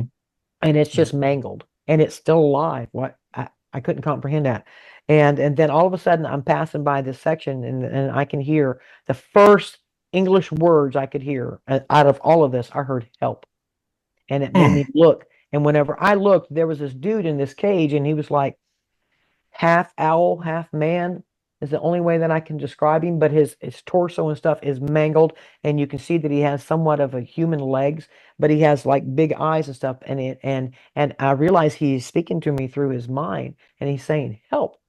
And I told him that we were coming back. So and that was very heartfelt because I found myself speaking to this creature that I didn't think anybody was be speaking English, but something inside of it was calling out. And I heard it say help. And I let it know that we were going to come back and help it. And I do know that all of that was successful, and those experiments got taken off and corrected. So I'm gonna leave it at that. But whenever I came out of all of the horror that I witnessed and seen, even at right down to the rituals with children and stuff, whenever I came back into my body, the first thing I did was I collapsed and started puking. My body couldn't handle it. I mean, it was like my body was in that much of a shock. I could not deal with it. And whenever I finally caught my breath from so much throwing up, I screamed to the top of my lungs so loud that I cracked my mirror. I cracked my TV. This was such a deep, I mean, I felt every bit of it. And I screamed so loud, and you have to forgive me, gentlemen. And the only thing that could come out of my mouth was, "These motherfuckers need to burn." And I couldn't stop saying it for almost 2 months. It just kept coming out of me. I was like, it's like I could not get it out of my system. I couldn't wash it away. I couldn't keep my mind blank. God wanted me to witness and see what the horror things that all of us has been through. And my sister didn't know how to handle it. I'm surprised I even got through it. But then, God would have that moment. He would come to me, Father, Mother God would come to me and try to comfort me. And I would get ticked and say, "No, let me have my moment. Let me just have this. I want to get this out of my system." Mm. And because it was that horrible, but it took me a couple of months to get past that and to see all of the horrific things that I did. And you didn't get to a point where I feel so much love. That's a drastic jump. And it took me a lot to get to that point. Mm. Now I'm aware of the enemy. I'm aware of what the enemy has done. I'm aware of what the enemy has in its control and what it's using to its benefits. But now I'm more of a strategic player. I'm Right. aware of my opponent. Okay. And if I lose my shit, it's going to do me no good. So God gave me time enough to adjust and get ready to come out to be able to talk to anybody that wants to listen about this without me letting my emotions getting the best of me. because I want to get my point across as truthful as I can and basic as I can, so that you'll know that this stuff is actually very real. And if I come across emotional, then I'm not going to get my point across. So No, that's brilliant. And just to kind of double back on your experience there, I just want to commend you because you're definitely very strong will and soul for doing that. I can tell you that in the beginning of when I was researching a lot of this stuff and learning about the horrors and the atrocities that you're mhm, talking about, I had an opportunity to physically watch a video mhm, of some of the things you're talking about mhm. that I knew before censorship and all this stuff. You could access these leaks and stuff like that, and I didn't watch it. Right. To this day, I haven't watched it because, now you probably can't, but Mhm, um, I could just feel kind of like what you're saying. mhm. Just there was something there that said you don't need to. You already know. You know what Right. I That's mean? the reason why they called in these other guys that are higher density, the 4D guys, is because they are familiar. Dealt with situations like that, and these our guys did not. Now, the first one that I got to see go into one of these here bunkers was China, Russia, and America. There were three and three. Okay, three of each. Okay, and they were fixing to go in there, and then another troop came behind them, and in that troop there was a female. That was their first mistake. Okay, and nothing against women, but that was a mistake. Right. Okay. And as they're going into this here bunkers and stuff, and everything's cool at first, but you can tell that this is a shallow bunker because it doesn't take them long to get some action, so to speak. Okay. And as they're going in there, and these gentlemen had no idea what they were going to be coming up against, no idea whatsoever. And it was such a shock to their system that one dude took out his gun and just like Mm. that, just that fast. And I said, oh, this is going downhill really fast. And then dudes were running backwards to grab that chick to make sure she didn't come in there. And she was all about, I can do this, whatever. It didn't matter. They body slammed her. It did not matter. I don't care what you do, you ain't going in there. And then it just got out of hand. Then I can hear gunshots and stuff like this here. And then the bigger troops, I can actually see Russian military uniforms. There was a more bigger group with them, with the Chinese and the Americans. It's like the first group was just a small one, but then they had other ones that came in, and these dudes were full force. And even they had a hard time, and it had to be, they did succeed, but at a large cost, at a large cost, because they had no idea what they were going into. But that them dudes shouldn't have had to been worried about a female that is a distraction, that is putting those men in harm's way. And I don't care how much of a badass you think you are a female. You can be smelt, whether you like it or not. You are fresh meat when it comes around to situations like that. Because Yeah, not animal, built you that can way. be smelt. Not And that's built a that way. disadvantage to these gentlemen, to these men. So try to take that into consideration, ladies, if you are listening to this, because you are not supposed to be in that position because you become a hazard for the whole team. That's true. You're just not built that way. It's That's right. just biology. Hmm. So I have one question more, and then Echo, I'm sorry, I'll No, no worries. turn it over to Go ahead. you. I just I've been taking a couple notes here. I just wanted to go back to you were mentioning viewing these facilities that had clones in them. So I Hmm. kind of just wanted to pivot. Do you see these, how can I ask this? Are these active on our planet right now in certain particular Absolutely. A lot roles? of them's been shut down, but yes, they were highly active. Absolutely. And thanks to a lot of the white hats and these here off-worlders has come in and helped us take control of these here bunkers, the deeper ones. Like I said, we are responsible for the ones, everything on the surface now. Okay. That doesn't Yeah. mean that they don't have minions still hiding underground, but all of the horror stuff and everything else has been taken care of. They even brought in dudes. I was so freaking impressed. They brought in these dudes that come from a world that is pretty dark.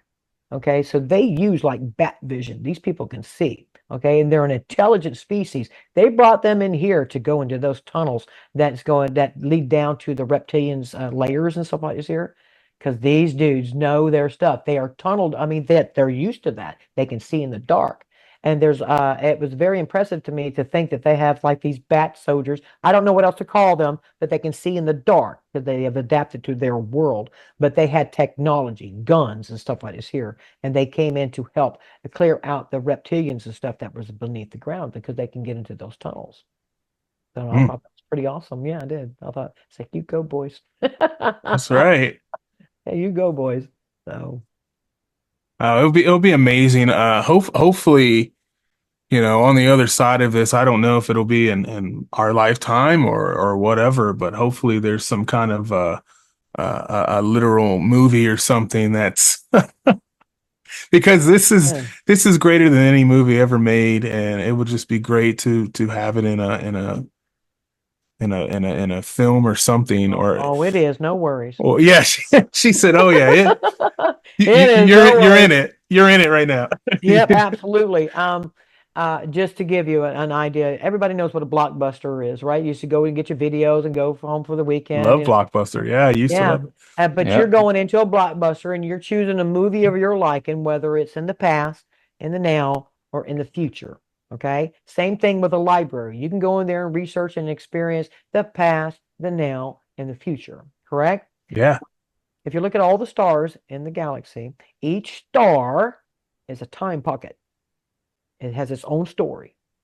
And you can go into any one of those time pockets and experience that movie. Okay. It already exists. Now, which character do you want to play? Okay. And there's there's 7 levels. wow, You know, wow, there's 7 levels to it. But this is a game. Do you want to talk about it being a matrix? Well, that's a good way of looking at it. That each star is its own matrix, its own story, its own time pocket. Because it's not going to be the same time on that star as it is here. Okay. right. Okay. So, and you go into the experience of wanting to, well, for this particular one, we agreed to come in with amnesia because we're such a pro. We're pros. We don't care.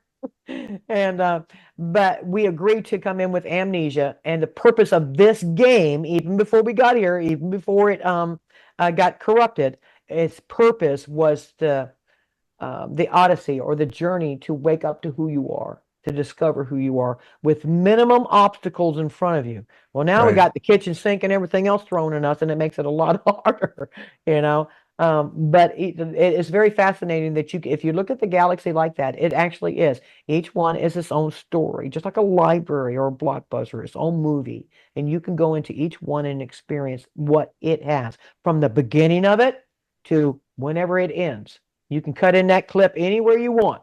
You decide what character you want to be in that clip. And And but this one here is the one that has amnesia. That's the reason why it's the hardest. So so you're talking about our afterlife or our soul or our sovereign energy that transcends body and all that, right? well, yeah, you are a spirit. You are a reflection of God's source. So let's just say you're a star because you are, you know, but you're a star with a candy coating. Okay. And but yeah, you choose your character and I'm sorry, would you repeat that? I just No, you're fine. I basically was just trying to clarify for the audience. When you say you can go visit these things, just for people that might not be thinking in that linear fashion, that you're talking about our actual self, which would be our right, soul, or our, as you put right, it, as our star, which right. trans, Well, train. you're a star, you don't have a body. So, but you are around other alpha stars that have stories, and you want to go into that. And then you don't have, you're not male or female. Okay. Stars themselves are male, planets are females, but you as source are both combined in one. There is no male or female. It's just source. Right, Okay. Okay. By saying male and female, then you have separated it. Okay. All right. So, but yes, you are source that decides it wants to have an experience of itself. So you right, choose your character, just like a game. You're going to go in there and you're going to build your character. You're going to pick out the attributes and everything else, you know, and what it looks like. But if you don't pick up the controller, it can't do anything, right? right. You have to control it. Now, wouldn't it flip you out if you put your controller down and your little character just goes all by itself? That wouldn't be no fun. Well, that's what God is because he understands that we came in here. There you go. Now you got your free will. I'm going to watch you. But every now and then, God will pick up the controller. Okay.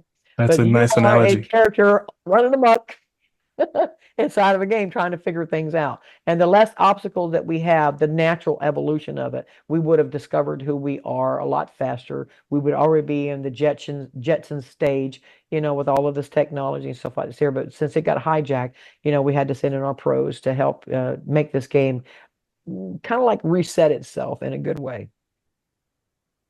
So that's So, that's kind of like what Cliff I was talking about, how we all volunteer to be here, but we mhm. don't remember Right, what it right. is, and we're learning what that could be. Hmm. Yeah, Yeah. that made a lot of sense to me when he said that. And I've tried over the years, it's probably been 20 years now. I've tried to actual astral project myself, where I sit in a quiet room and just kind of meditate and think about things. I've never been able to do it. It's always frustrated me. Um, Up until about, I want to say about 2 or 3 months ago, I was listening to a show, and the person on the show was like, they asked for a download, and I said, well, I, maybe I'll just ask for a download. And it wasn't 3 days later that I sat up straight out of bed and shocked out of my being. It felt like I got hit by a bolt of lightning, and Wow. this Mm. download just hit me. And I should have wrote it down. I remembered it for about a week, and it was just like, oh my God, I asked for this, and it was delivered. Wow. So there is definitely Wow. something to that, because when I asked for this download and it hit like a bolt of lightning. Yeah, it does. It And does feel like that. I absolutely agree. Did you write it down or anything like that there so you can have it to go back and look at more detail or anything like that? no, I wish I had. I remembered it for about a week, and I should have. I was so busy at the time. I'm like, oh, I'll remember it. And Yeah. so the next one, I got a pad and paper next to the bed. Um, Oh, there you go. yeah, Yeah, because I'll I've had remember the those next one. downloads as well. The first major download that really changed everything on my side was just to make a long story short, my husband We passed got away. we got all the time in the world, so Can we Okay. can we actually take a quick break? Do you Yes, guys yes. mind? Okay. Thank you. Yeah, let's take a 10-minute break, and Okay. then we can come back. Is that okay? That don't sounds wonderful. Thank you so don't much, gentlemen. I'm a Carolina tornado, taking out the shadows, moving over meadows. Hearts no longer hollow.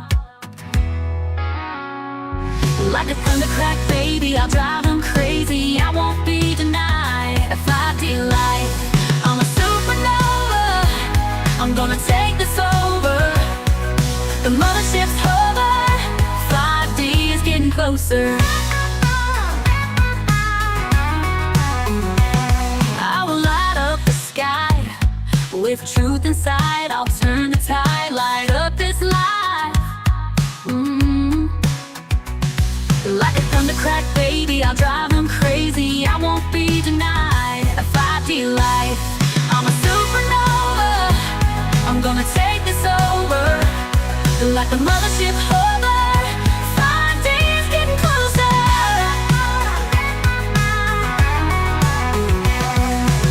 I'm on the move, shining bright, speaking truth. My echoes getting loud, like novas on the ground. Like a thundercrack, baby, I'll drive them crazy. I won't be denied a 5D life. I'm a supernova, I'm gonna take this over. Like the mothership hover, 5D is getting closer. Like a thundercrack, baby, I'll drive them crazy. I won't be denied a 5D life. I'm a 5D tornado, taking out the shadows. so real quick, I was sleeping next to my wife, obviously, and I woke up out of a dead sleep, and she had no idea what just hit me. And I tried to explain it to her, and we talked about it for a few days after that. And to this Wow. day, she still doesn't understand what actually hit me. And I don't even understand what hit me. I asked for this. Hmm. I just didn't understand what I asked for, We but can I just got it. remember, huh? But I got it. It's like And I need to read that waiver we signed before we got in here. Yeah, You know? the fine print, yeah. Yeah, the fine print, exactly. but Yeah. it works. So yeah, so off to you. At least let's talk about this. Well, mine is something like yours for my very first download, but um, my husband had passed away in 2015, and it was a car accident, so it was very dramatic. Okay, it was very sudden, and I had 11 people in my house. Five, my children, my sister had she passed away in 2009. She had five handicapped children. Okay, three girls and two boys, all mentally handicapped. So I had those, my daughter, her husband, my niece, um, her baby, and stuff. I had 11 people, and I didn't have time to react to it because those handicapped children were not going to wait on me, to grieve, and so I had to respond instead of react, and I refused to speak to God because I just wasn't ready for it. I had too much that was, on me that I had to take care of. And just like on a job site, you have to put that shit to side because you're focused on trying to get the job done. And so I went out the door. I called a dude I used to go to high school with, and he owned a place called Kelly's Barbecue. And I said, Bubba, I need a job. He said, doing what? I don't care. Just give me something. I need something to do. And I did it early in the mornings before these kids ever got up. So it would give me about 6 hours. So I was really getting less sleep, probably about 4 hours a night. And I didn't care. I just couldn't function. I didn't know what to think about what had happened and everything else. But anyway, it was a very horrible thing and it broke my heart. And I refused to speak to God about it or to grieve over it because of circumstances. And whenever that moment came that, God wanted to get my attention, not now, not being disrespectful to God, but I was just being myself. Please, not now. Let me try to figure this out. And that lasted, I guess, probably about 6 months. Um, well, I want to take that back, probably about 4 months, because I was coming back from work, and I had to cross over the spot, which is a mile and a half from my house, Wow. and I had to cross over that spot. And just whenever I did, I got hit with all of these emotions, all of these feelings. I'm talking like a sailor, and I'm so ticked off. I am just, and thankfully, I'm only a mile and a half from my house, So whenever I get here, that's whenever I broke. And all of that just came out of my system that I was been holding in. And I just like, okay. And I didn't want these kids and stuff to hear me, so I did this outside in my car for the most part. And but whenever I finally got settled down and I came in here and I cried, I fell asleep crying. And then the next day I told God, okay, I'm gonna listen. And then crickets. I'm like, great. You've been pestering me for months, and now I'm getting crickets. And that went on for about another 4 months. And I was diligent. Okay, I'm willing to listen now. What were you trying to tell me? What are you trying to tell me? And then I was laying in my bed just like you were, and I was sleeping. And then I heard God's voice. In this incident, it's the male voice, and it's very comforting. It says, "Alisa, I need you to get up." And I did. I just instantly got up and complied. And just as soon as I stood up, this light hit me. And it was so powerful. And it came from the top of my head and went slap through my body all the way. And I can see it going down through the floor, through the ground. And I can see that it's amazing, but I can see that it's actually going down and making a connection to Gaia's core. Yep. Okay. Yep. And whenever it hits the core, it rebounds and comes back up. So now I got this white light coming down and I got this white light going up. Okay. And as it makes that complete connection, that it starts getting wider until I'm consumed inside of this light, and I am vibrating. I'm surprised my body didn't crack or break or anything, but it also has a frequency to it. And I guess my God did something for my ears that I didn't feel the full intensity of it, but I can feel the vibration of this frequency that's going up and down at the same time. And all of a sudden I realized, I don't know how I realized it, but I realized that they're talking to each other. God is talking to Guy and Guy is talking back. And it is the most profound love that I don't even have no words for. It was a romance. It was like she's longing to try to get this information out to him, and she wasn't able to do it. So he had to come in to get that information, and she was relieved, kind of ordeal. It was like a spectacular romance movie kind of thing. Mm. And but whenever the communication finally stopped, the light started coming down in size again, and then I could see that I'm over a grid.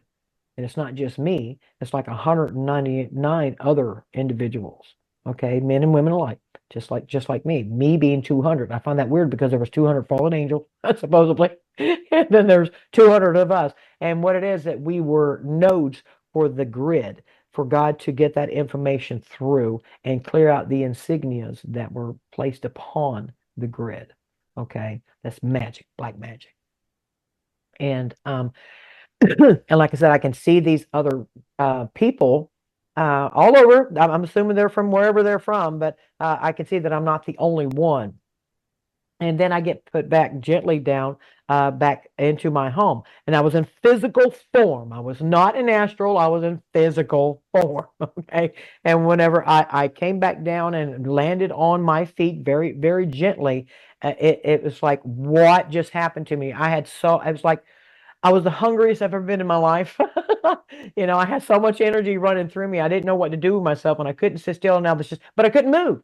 It was just like that stunned moment of what just happened, and then God gave me the information as it kind of toned itself down.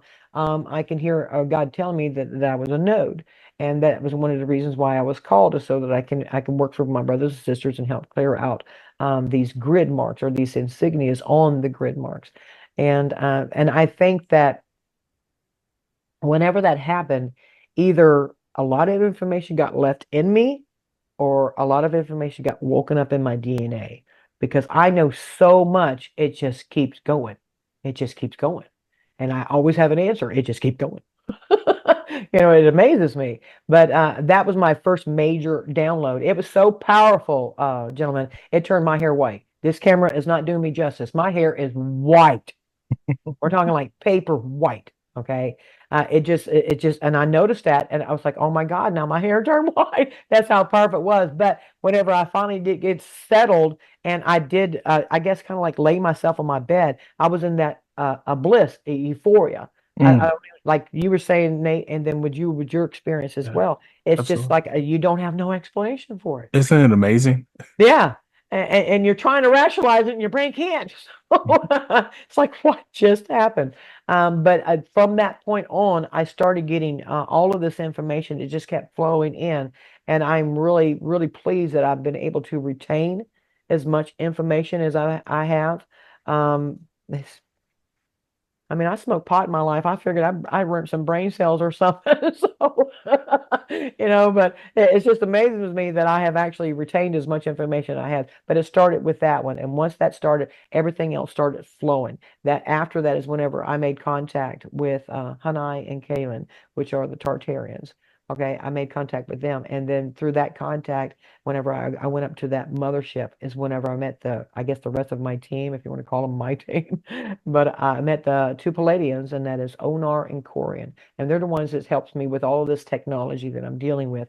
And uh, I want to say kind of like the humanitarian projects, but they're more quantum based than they are on hands.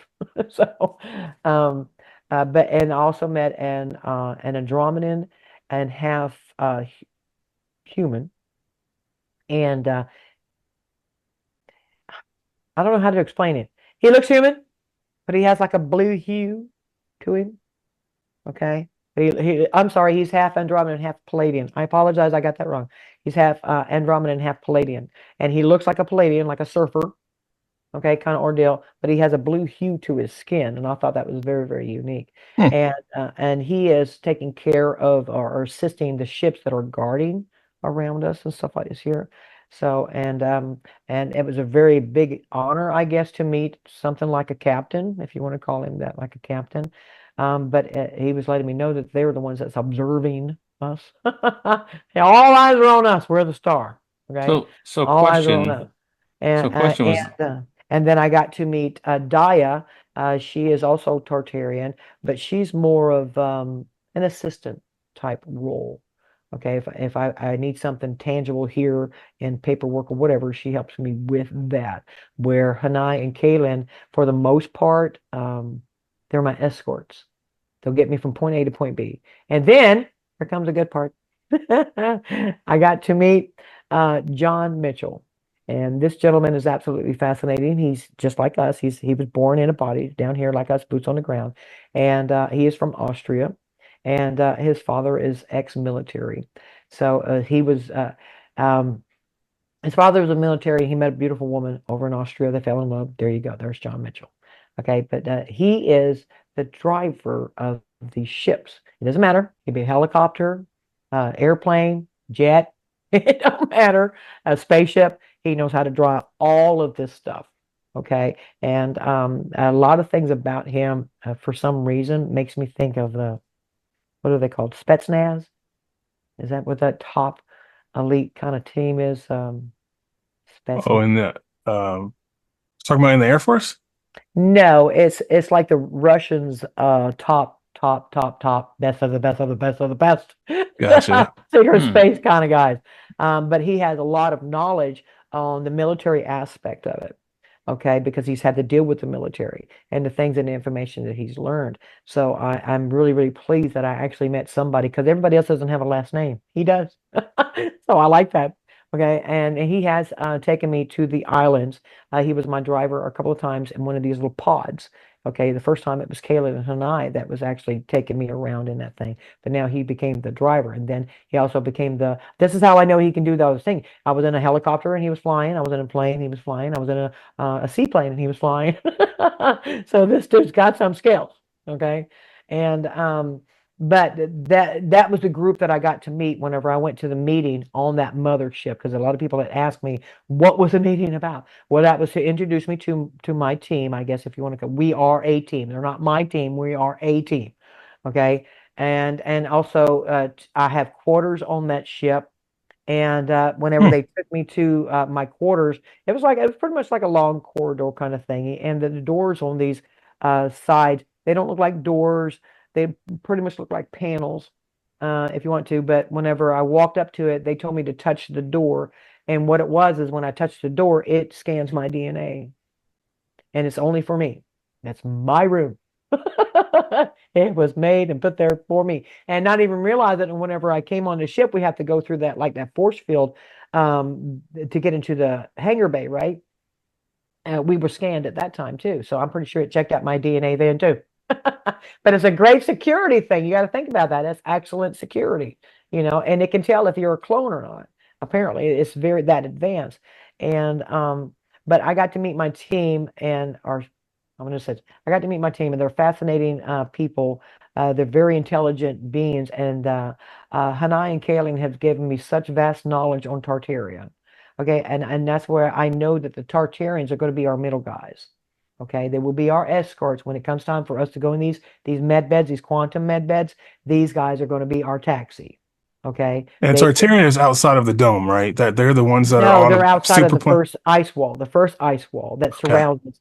Okay, like we're in a corral. Well, that ice wall is actually down now. Okay, but outside of that ice wall is a lot more continents, and that's Mhm. where the Tartarians are. It's kind of like they were pushed from this point out to that point. Okay, Okay. but they were enslaved as well. They were their technological slaves and maids. Okay, they did a lot of things with maids and kind of like butlers and stuff like here, but they used them to create the technology. That's what their slavery is, where we're in the more industrial farming, all that kind of stuff. They Blue were collar. yeah, but these guys, but that they were in clean jobs, all making different technologies for them and for trade. Okay. And but now whenever they got liberated, they had worked on them first. They went from the outside in to working on us now. They had to liberate them, but there's two ice walls. There's one on the inside that's 25,000 miles around, and then the second one is 50,000 miles around, and then the next one is the dome itself, 100,000 miles around. Okay, well, on that inner one, you got all those continents with the Tartarians on it, but behind that last ice wall, there is more continents out there, and that is the land of giants, gentlemen. That's the land of Ah. giants. So, and that's why they had their own territory. Okay. But they were also a type of I don't want to say they were enslaved because a lot of them were willing to do it, but they were brutes and they could be used for force. Okay. And because they had lost their way as well. So, but there is good amongst even the bad. There were some good ones in there and stuff like this here. But whenever everybody got liberated, it was like even these giants in their attitudes, it's like they had that moment. They woke up. They woke up and they realized, okay, we need to stop this. We no longer have to be these slaves and stuff like this. We don't have to listen to them. But they were also controlled with the chips. Even though they were giants, they were controlled by chips. So they were literally a slave because So, they were unpredictable. You can control somebody your size, but to try to control somebody that's a building, you need to have something else to be able to control that kind of size. Okay. And so that you can literally say that they were enslaved as well, but they're working their way inwards to now we're in our corral. They got liberated and they have all of this technology and they're going to bring all this technology to us because it already exists. Okay. And they're going to teach us how to use it. And they're also going to be our middlemen and our escorts, our wealth managers, our mentors, our scientists, architects, engineers, drillers, landscapers, all of these different aspects that we're going to need for these humanitarian projects. These guys are going to come in and they're going to help us. They're going to be part of our team. Okay. So they want us to succeed. So, and I think that's fantastic because we're told that there's about 8 billion of us. That's not true from what I've been told. There's only Right. about 5 billion of us, and about a billion of us is not who they're supposed to be. We'll put it like that.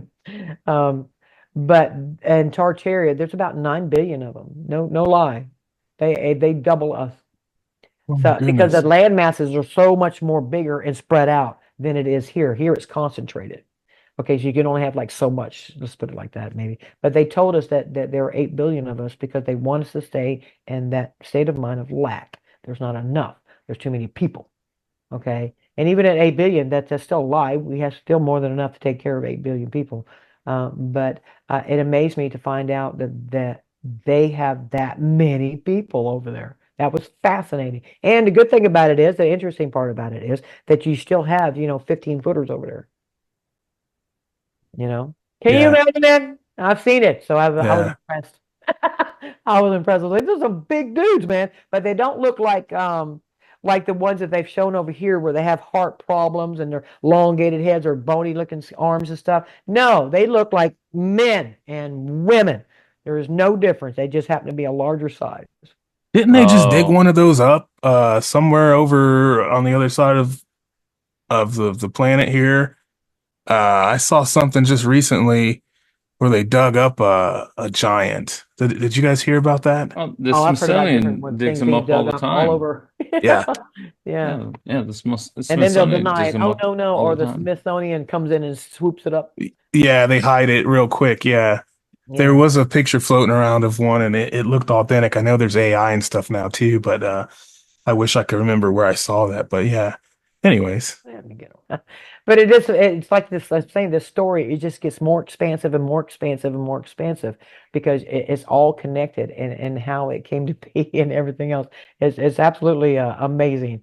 But I do know that the ice walls themselves are down.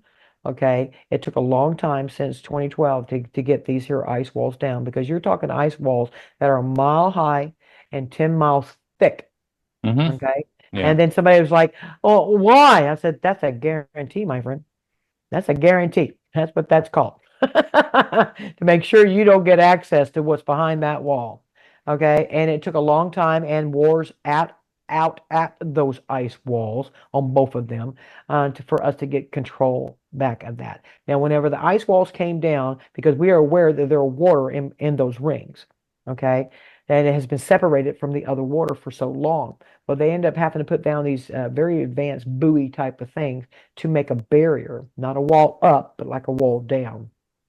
And what this barrier does, it keeps those creatures from coming over here and messing with our creatures.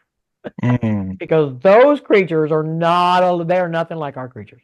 Everything over here has been dumbed down. They're a lot smaller and stuff like this here. But there is really larger species that are in that water and including out where, the giants. the land of the giants, because you've got to think you have to have some pretty large serpents or fish or whatever to feed a giant. Hmm. Okay, so it makes sense. And that these things really do exist, but because we are in this here little corral, they have made everything smaller for us to fit us as smaller species. So it's easier to control. So they put these barriers so that those things can't mix as of yet. So when the energies come in and start changing that frequency, then these creatures will be able to inhabit the one ocean. So how did the giants get here in this realm in the first place? Because they've dug up skeletons, um, and the Smithsonian comes in, swoops them up, and then takes them away. Hmm. So where did they come into this movie? Yeah, where did they come from? Or were they just Well, kind of they here and they got stuck here?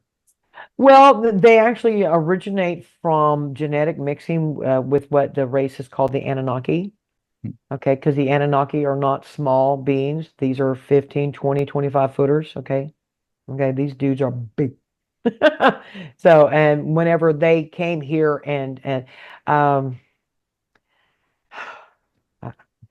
I know that I would like to tell you, how that came about, but I'm gonna stay focused that they were making these here genetic experiments here to try to make their size smaller, okay, to adjust to the beings that were already here. And the beings that were already here are called Tarians, Mhm. okay? And now we know them as Tartarians, okay? But because the Tartarians rebelled against them, they wanted to create something of their own that they could control.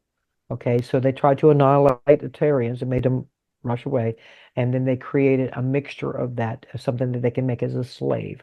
And then those slaves were also very large in stature because they're doing mining work. You're going to want something strong. Right. Okay. Okay. And then out of those guys, whenever they realize that they don't have to take their crap no more, it's whenever things really go wrong. So now you got not just got the little people that's rebelling, but now you got the slaves that you created that's rebelling. Okay. And the ruler over this here scenario is Enlil. Okay. And he's an Anunnaki. And him and his brother Inky, had this conflict, but Enlil decided he would take control of this, and Enki would take control of Nibiru, okay, for a time being, okay. But he didn't like all these Heritarians and all these, well, he would call them his children because they are part Anunnaki. They were just dumbed down, but he didn't like the noise and the rebellion that the people were causing, so he was going to make a flood, and that's the Noah flood that we heard about, okay. Okay. All he had to do was open the floodgates, literally opened the floodgates, and it just poured right on in. Things got so out of hand with the genetic experiments and everything that they did to us and tried to annihilate the species and so forth. It became something that's kind of like what's called the T virus. Have you ever heard of that? Yes. Yeah, from Resident Evil. Right, from Resident Evil. That's the Yeah. most horrific thing, huh? Well, they considered it something like that it needed to be contained. Okay, and then that's whenever the dome got put up. And the dome got put up by the Arcturians, the Andromedans, the Lyrans, and the Palladians. Okay, they So is wanted the to make dome it's energy. It's something you can yeah. pass through. At that time, you can come through the portals. Okay, but whenever things went wrong and it was contained, those portals were shut off. And we're Okay. talking total containment. They needed to contain the site and make sure they don't get out. Okay. Hmm. Okay. Very, very catastrophic. And the ones who were aware of this was going to happen because Inky did have a heart for the people that were here because he had a relationship with them whenever he was here. He had a heart for these beings. So he made sure that some people were notified of this to try to save themselves. Majority didn't want to listen. Okay, but they were at least notified in some way. But we lost a lot of them. But whenever Enlil opened up the floodgates, it pretty much drowned everything. And it wasn't no coming from the sky for 40 days and 40 nights. This was a wall miles high of water coming at you. There was no intent for survival. He wanted to wipe it clean and start over. So he almost succeeded, you And know. Inky was Anunnaki, which is what a lot of the ancient alien shows talk about. Right. Correct. So it's kind Hmm. of like God with the small G. Yeah. is They what we're called them the talking. gods with a little s or a little g and a little s. But yeah, and they are large in stature. The only thing that I can compare them to, and I know I don't think I'm wrong, they are Klingons. Okay, that's the best way to describe them suckers. They are Klingons. Okay, they are a warfaring species, and the hair, and they do have a type of ridge to them. That's the reason why they would wear the bands around them. But if you could see them, you would swear up and down you're looking at a Klingon. Okay. And they had the ripples in their noses and stuff. They had this status about them, but they were to their environment. And they had the long dreads that looked like that too, as they show in the drawings or the carvings of them. They have those long dread looking curls, you know, and or wavy curls or wavy hair. But that to me is a Klingon. I don't care what anybody says. But out of that, it was like they needed to smaller size everything, and therefore you went from something that was massive as Titans all the way down to what we would consider, a 10 or 12 footer down to the 4 footer. So, and all of it is a progression downwards due to genetic manipulation. They figured if they made us smaller, they can control us easier. So, Yeah, it makes So, sense. so question, why is our planet so important to them? Why are they here? Why why are they even involved in any of this? the Anunnaki or just overall? Just overall, just I mean, Okay. why not just leave us to figure ourselves out? Because we were captured. Okay. Just like there's pirates in the oceans here, there's pirates in the space out there, and they seen an opportunity and they took advantage of it. And instead of, letting it be to evolve on it, just get what you need and go, no, we got to control it. We want this port for us. This is ours. This is golden. Nobody's claimed it yet. So it became a commodity, enough for it to be defended and controlled. Okay. And uh, uh, our star, like I said, it travels at 1 million miles an hour and it's going through the galaxy and everything's in a whirlpool. It will all go back to the center eventually. Okay. But as it's going forwards, it goes in a spiral. Okay. Okay. And when it's up, that's positive, down is negative, up ones and zeros. Okay. All right. Simple as that. And as it's going along its path, other stars are going along their path too. Okay. And remember when I said that stars are males, planets are females. Okay. The star is a positive energy and the planet is a negative energy. Okay. The positive and the negative. Okay. Now I'm going to tell you to remember as above, so below, and basics of nature. Okay. And as a Saul is booking through the through the galaxy, just like a lion or a bear or whatever out in the wilderness, if he smells a female, what is he going to do? He wants that harem. He wants that. It's going to head Okay, towards it. that's right, and ain't nothing going to stop him. They'll fight over it, right? Yeah. Yeah. It's just something in them they can't help themselves. Well, Saul knows there's a female ahead of him. He can smell her from a million miles away. Okay, he's no different. Literally. Alpha. Literally, he's an alpha. Okay, and he can smell that this is on his path, so this is going to cause him to want that even more. And he comes across 4 brown dwarfs that are just really close to his path, and they're going to bump. It's going to be a collision of sorts. Okay, and he comes across these 4 brown dwarfs, and they're in perfect sync. Two goes out, goes around. Two go out and come around. Okay, it's in perfect sync. Okay, but in a brown dwarf, they're a very clouded star. Okay, and the cloudiness of it is so thick that it's really hard to see through it. But you can still have planets within that cloud. Okay, Mhm. now whoever's inside of that, they can't see the stars in the universe because it's so cloudy. Okay, so they think that whatever they're seeing, that's their sky. And with these particular brown dwarfs, it's called a purple dawn because all of them radiated a different color of purple in that hue of them clouds. Whatever was in there is going to have that purple dawn. Okay, and there is no night and day. There's no night and day in that. There's just one thing. You have a twilight on one side and then the purple dawn on the other. Okay, and and there's going to be a collision with these. Well, whenever a star with Saul, because he is an alpha, he's going to be more powerful than a brown dwarf. Okay. And therefore, not only is he going to attack it because it's a weaker force, but it also has females. So them dudes are going down, right? Because he wants them at all costs.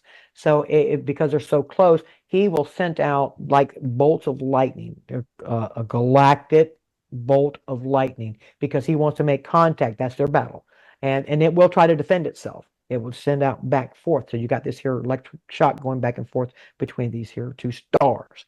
Okay, but because the Saul is the alpha, okay, he's stronger. He is sucking the energy off of these stars.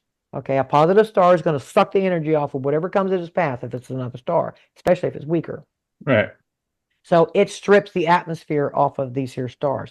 Now, they're set up in like on a pool table, one behind the other. Okay, when the first one gets hit, that's like the cue ball. Okay, and it hits and it rolls, and now you got a massive pinball game going on a pool table. Okay, because this is the battle. These stars are going to defend themselves. Okay, and they're going to defend their females that they have. Okay, so and because it is such, their Saul was too powerful, it pretty much broke them. They lost. And the energy gets sucked off of these here brown dwarfs, and therefore it exposes the females. So now he pulls those females to him. They're mine. Always. He won them. Okay. But what happens to those brown dwarfs? They're no longer stars. They turn into gas giants. And that's where we have Saturn and Jupiter and Neptune and Uranus. Those are the four brown dwarfs that this star came across and took their star status, if you want to call it that, and he turned them into shepherds. They do have all these moons and stuff like this here around them, but they're not a star. Alpha Saul controls it all. It's like, okay, dude, you can stay here, but you're my shepherd. But I control all females. That's his harem. Okay. And because it's important, just like here on the ground, why is that animal so compelled to get to that female? It's because within her Nature. his immortality. Yeah. Okay. And he doesn't know nothing except I got to do it. I got to do it. And the same thing with humans. Yeah. That's why we are compelled to come together, is because without the man realizing it, he might like her beauty and all of this kind of good stuff, but he sees her as the most perfect biological replicator to give him a sense of immortality of himself. Wow. All right. And That's the a same good way thing to with explain her. that. Yeah. And then with her, oh, he's so wonderful. I want to make a copy of him. So So fantastic. People don't realize this is what it is. These two forces are coming together because they want to create each other. But when it comes to male and female, he wants something that can produce an heir or a copy of himself that can be Right. taught to be this here nice status of a man, so that Right. whenever it's out on the field, he trains it. He knows what to look for. The same thing he looked for in his mother. And then when it's a girl, you want to teach that girl to look for the same thing that she admired in that man, because you're going to be putting them both out onto the playing field. And people don't take that into consideration anymore. They don't take it as serious as it used to be. But the star is the positive, the light. The planet is the negative, the dark. Okay. Now the star is 50.01%, and she is 49.99. And people say, well, that's not balance. That's not equal. If we're in a duality universe of balance, that's not. Well, it has to be that 0.1% difference. Why? It's because the light, a star, is projecting out every bit of its energy, right? And she's trying to push it. She's trying to crush it. Okay. If he didn't have that 0.1% advantage over her, she would crush him. The darkness is the negative female energy, and the light is the male. So whenever it first comes about, okay, he has to keep her at bay. Otherwise, he is going to be collapsed. Okay, so he needs that little 1 extra percent. And that shows you, and the benefit of that is that he's also her light, her torch, her guide. Okay, that's what you guys are supposed to be. You are leaders. You Right. are guides. You are protectors. You're I supposed wish to show us where to go. I wish Okay, more and she people is so understood willing. that. Yeah, and she is so willing because she's so captivated by his beauty. Look how beautiful he is. He shines. And she wants a piece of that, right? So whenever the star is made, just as when the star is made, so is a planet, a mate for it. Not always, but majority of the time, a mate is created with it. So you have a bright star that is the male. He has no surface. He is a star. Okay, she is, in all sense and purposes, she is a dark star, the most beautiful black diamond you have ever laid eyes on. She's the opposite. He's light, she's dark, except she has a coating. Okay, and because of that, it creates this relationship, male and female, positive, negative, and he shines down on her and fertilizes her. Okay, and every aspect, he gives birth to everything. You are related to a bug. Okay, because these two entities came together and made all that dwells on this planet. He watches over it, she gives birth to it, and he also is constantly fertilizing her. Okay, and but this is what the purpose of the man is to lead, teach, guide, reproduce, to have immortality in any kind of way. God doesn't, he's not biased just to humans, because he gets it in bucks and everything else too. But the human part is the ones that's conscious enough to realize that they can do the same thing. You are a star, gentlemen, with a candy coating on it. The female are a black diamond with a candy coating on it. And those two forces are compelled to come to each other together. It's because of magnetism. Okay. They're purposely drawn to each other. You know, otherwise none of us would give a crap about reproducing or having children or going forwards or nothing. If there wasn't some kind of a magnetism, or a woman says, I gotta have a child. I'm just, my clock's ticking. You know, they're compelled, right? So it's magnetism. And what does she need to make that clock stop ticking? She needs a man in order to help her create that. And the same thing with him. He wants her because he understands that human beings are the one of the most perfect biological replicators known. Okay, because we can create something out of what would appear to be nothing. We are creating another being, another vessel that God could come in and experience itself through. So I think that's pretty cool. And I love the romance of that between the male and the female. You know, you have your role. I mean, it's not like you have to bow to your man or anything like this here. He's a king and you're a queen. Whenever that king went out to fight in battle, he didn't take his queen with him. He left her there because he had confidence in her that she was going to take care of all those mothers, all those children, everything right there. So see, that's where she shines. So that whenever he comes back, everything's cool. Okay. That's an amazing way to describe that. And a lot of the male and female problem dynamics we're having today. That's the way you described it there is a brilliant way to look at it. So the universe now, if you take a star, a male star, and you inject female estrogen into him, what's going to happen to him? Well, self-destruct. Self-destruct. The millennials. You know, all these college students, a majority of them, they're going to self-destruct. They're confused on their roles. So Yeah, once you get back to that role, you're not going to think that, well, a man is better than me. No, he's not. He's your equal. The only difference is that he is your bodyguard and you're not appreciating it. He's different your roles and you're not appreciating it. You know, you want, when somebody wakes you up in the middle, oh, I heard something. What do? You throw your husband out there first, but yet you won't make him a sandwich. Go figure. Right. You know? Wow. Yep. Wow. Yep. Exactly. The roles. Yeah. Roles. Yeah. Confusing roles. You know. So let me propose this. Let's take another quick break.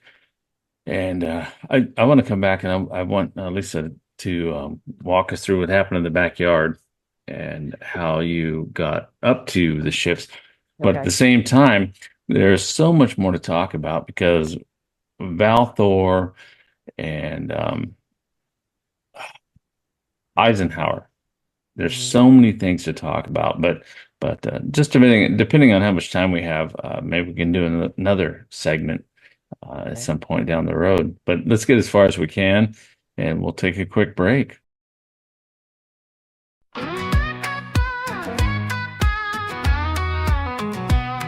I'm a Carolina tornado, taking out the shadows, moving over meadows. Hearts no longer hollow. Like a thundercrack, baby, I'll drive them crazy. I want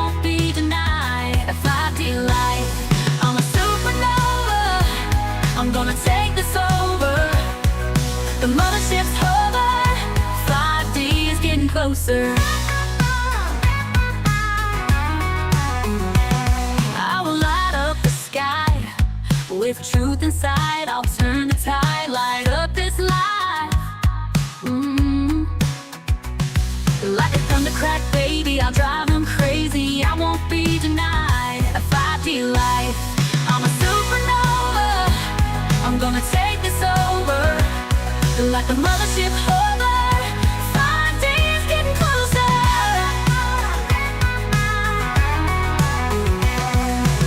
I'm on the move, shining bright, speaking truth. My echo's getting loud, like novas on the ground. Like a thunder crack, baby, I'll drive them crazy. I won't be denied a 5D life. I'm a supernova. So tip your glass. You know, there's Oh, after listening to you for the last month, and I've kind of known this my entire life. I've just relaxed and let the universe and the Lord kind of take the lead. And there are certain things that have happened in my life over the last month. Nathan knows what they are. Where I could have blown a gasket and got upset, and things could have happened. And I've gone the other direction. I look at it like a blessing, where I'm going to have more time at home and more time to make sure my family and my little piece here is protected. And there's a reason that happened. So I agree. It's Oh, kind of yeah. like we can feel and we can, now that we can look back on it, we can see that transition that we made, Yeah. that rude awakening or connecting the dots. And that is proof that, you can speak the truth every day, but eventually they're going to realize it, and we all have that little epiphany, and it definitely is helping us along all these paths because, we can start connecting the dots in ways we never even realized. And we can see how it's connected and how we are connected as one. We might look like we have different bodies, but we are of the same source, Yes. and we agreed to come in here. I mean, even at that level, it's like God has reflections of itself in tears. Okay, but it's tears in every direction. It just keeps going out. And we were on, on those different levels, whether it be an eighth dimensional being or whatever, but we was on the levels that he needed, that reflection of himself to come in here and help those that got lost. And to think about it in a story way, it's an epic story, gentlemen.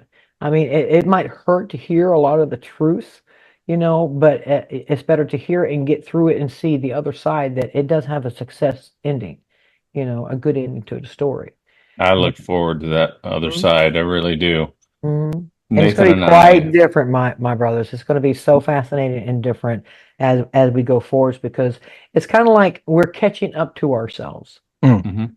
Okay, we were denied this here pretty much 1,000 years of getting up to the Jetson stage. Okay, and we were denied that; it was kept from us. It was That'd be suppressed. a fun stage. Huh? Yeah, that would be a fun stage.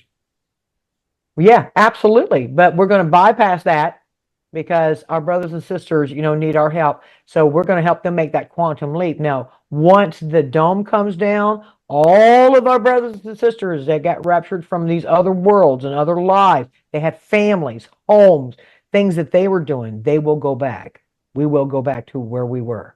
We were only called to come do this, and we sacrificed leaving our families to do what God asked us to do. So we have worlds, families, different species that we come from, either in higher dimensions, and of course, we would want to go home. So And it'll Right. be one big family reunion. yes, exactly, and that's what's going to happen. Once this year Beautiful. comes down, we get to celebrate with everybody that's in that photon belt. Now, think about this, gentlemen. This is mind-boggling. It's not just our stars in a solar photon belt. There's millions of stars, billions of stars in that strip. So we're going to be able to communicate and have relations with that many stars because there's no walls, there's no barriers, there's no time in the photon belt. Okay, there's So no. will the people that are in the lower energy, the Mhm, people that I was talking about earlier, mhm. that just don't see it right now, are they going to be left behind, or will something hit them and they'll wake up and be like, oh my God, Well, why didn't I see this 5 years yeah. ago? Well, that happened to us. So they'll have their moment too, but the way that God has it planned out to do it to his best their best advantage is it seems like it's snail mail kind of thing going slow, right? But Yeah. whenever these new generation, the second and third and fourth generation of med beds come out, that's going to change the scene a little bit. And then whenever the RV happens, which I believe that is immediate, that's going to be happening immediate. Then that's going to cause people to go out there and start doing their humanitarian projects. Now, what are these people going to be doing? They're going to be seeing us do this stuff, Well, right? They're going hold to start. on. Let me stop you for a minute because Nathan and I are both on that that exact plane. We have our humanitarian projects set and ready, Yep. Nice. Got the but file set. we're Ready to not go. allowed to talk about them from Yeah. what we've been told. So, Yeah. Yeah. um, Well, you'll get asked these questions and stuff whenever the RV happens. Whenever you go into exchange, please make sure you use that word exchange. You're not there to sell out. You're not there to turn it in. You are there to exchange it. yes. And you Okay. think that'll be in our lifetime? Absolutely. I think that's immediate. I think Okay. that's right at our door. God, It we feels can't like it. wait. Yeah. I Because I do keep cannot up wait. with Iraq and pretty much a good variety of it that God wants me to say, okay, see, it's happening. Oh, it's over here, and He makes sure that I pay attention to it because I can see that it actually is happening. And there are gurus and truthers out there that are talking about this stuff too with the RV. But Mhm. I mean, nobody knows anything exact except for the ones that's playing the cards, the Right. ones that are setting it up. Okay, but we are right there because Saudani has done said we've gone international. We have gone digital. We have been brought it into these quantum banks. We're building 5 million houses, 5,000 schools, hospitals, and everything else. So how is he going to do that? He's going to need money to do that, right? So Right. if he doesn't reevaluate his currency because their currency was based off in the 80s, it was like 347 to $1. It was supposed to be $3.47 to $1. But right now it's sitting at like a 13.10, and that would be like a -3 for the dollar. It's really bad. Yeah. It's really bad. But they can't use that monies and be able to buy all the things that they need to bring in to create this infrastructure and everything. Now they have rare minerals and oils and stuff, but they don't have wood. They don't have metals like we do. Okay, so they need this stuff to come in to help them build a more modern type civilization. Okay, so what they're doing is that they used to base it off of just oil. Okay. But Right. then if America came in and said, you're going to sell me your oil for $50 a gallon, and they said no, they said, well, yep, we're going to take it. Right. And they crumbled them and Yeah. forced them to only be able to sell it to America for dirt cheap. Nobody else could buy it because if anybody else bought it from them, then their ass was in trouble. It was only America can do that, and they stamped them, and that made their value of their money drop. Right. Well, Okay. then we use promissory notes instead Mhm. of actual gold or silver or anything of Yeah. any commodity. So then that's why the dollar then became oil backed. Mhm. And we have those problems. You know, that's a whole nother podcast too. But But we, it is going to gold, though. That's the whole point. It's yes, because everybody's familiar with the miles of gold under the Vatican. Okay. Well, that was confiscated and returned to the countries it belonged to. yes, like 600, Amen. Now six they hundred can back Amen. airplanes. their Yep. monies with gold and silver. Okay. Yes. All right. So, and Iraq is no exception to the rule. Okay. But Iraq also has rare minerals that we do not have. Okay. That be their commodities of things that are being exported out. It's going to be very valuable. And what they're bringing in is going to be very valuable. And it's going to be a balance. Things coming in and out. Okay. Apparently, North So be Carolina profit, but it's, has huh? apparently North Carolina has some seriously rare earth minerals Hmm. too, Lithium. Yeah. Yeah. Yeah. Lithium. Yeah. which Um, brings into question the last week. Mm. right. Well, So that is a and commodity that we can trade out now or keep to Hmm. ourselves and use it to our benefit. So yeah. well, there's information about some of the tunnels underneath that area of the country as well.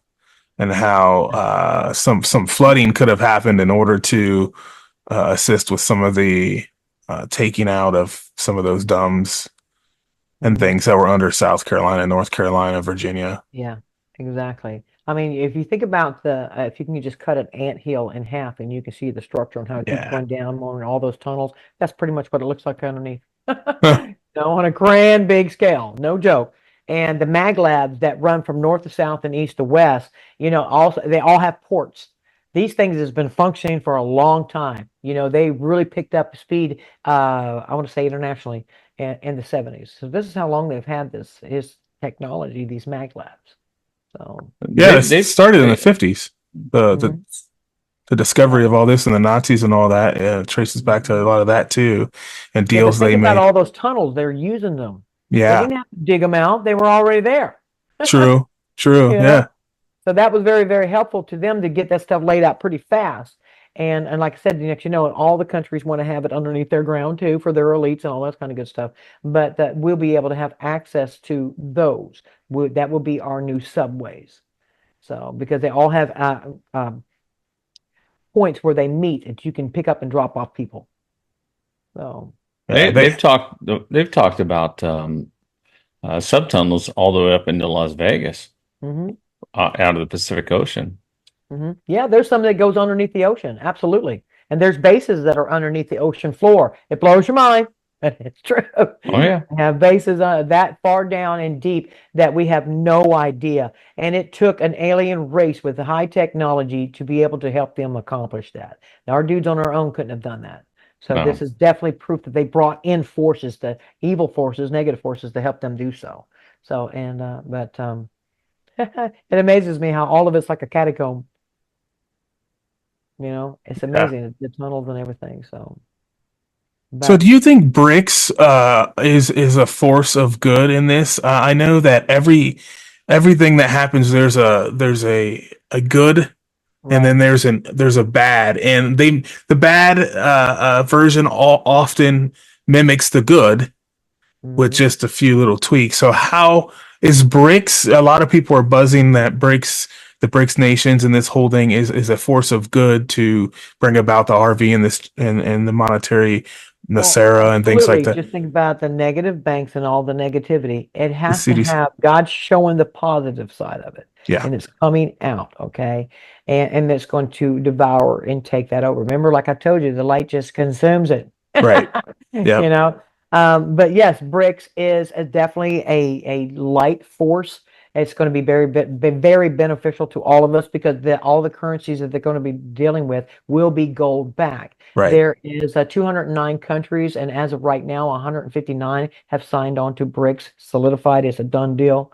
Okay, and they will be joining the RV and revert or reevaluating their currencies too, because like I was saying, all of these countries' gold that was taken from them has been returned to them, and all their precious metals and all their rare minerals have been turned to them that was taken from them. And I was shocked the miles and miles and miles and miles of this stuff that is underneath the Vatican. So oh, it I just bet. blows my mind. I think Well, that's the Saint Germain Trust, Echo, if I'm not right. Do you remember? Is that part of that? That's part of that gold that we got back, right? Was from that Saint Germain Trust that Mhm. it the was it was Right. what, It's elites, all been six. returned. yeah, Yes. So, and think about, I don't know if you gentlemen are familiar with Dante's Inferno. yes, It's the cone. It goes down to the different layers all the way to what would be considered hell. yeah. Okay. That is what's underneath the Vatican. Mm, And it goes deeper and deeper and deeper until it's just, you just wouldn't believe it. So, and, mm. and, and I think that's where the description came from, is because somebody experienced that and then they drew it because that's how it was drawn for Dante's Inferno. So, Well, Dr. somebody knew Jan, something. Yeah, they did. Hmm. Dr. Jan, she talked about it, and it was 650 plane loads of gold that got flown out of the Vatican. It Hmm. got flown somewhere. Absolutely. We can So only surmise that it was for our benefit. it was. It was to Um, give back the countries what was rightfully theirs and what was stolen from them. yeah. So. And then it makes perfectly good sense about everybody going gold back now. So where? Everybody all of a sudden got gold now?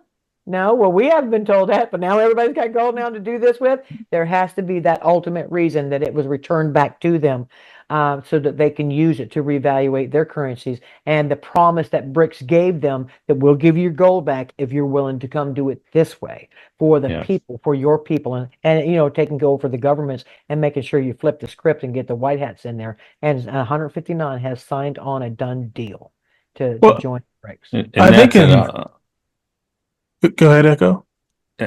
No, what I was going to say, and that's a whole nother show, is Mhm. when you go down the rabbit hole of the capitulation tour and and getting these countries on board.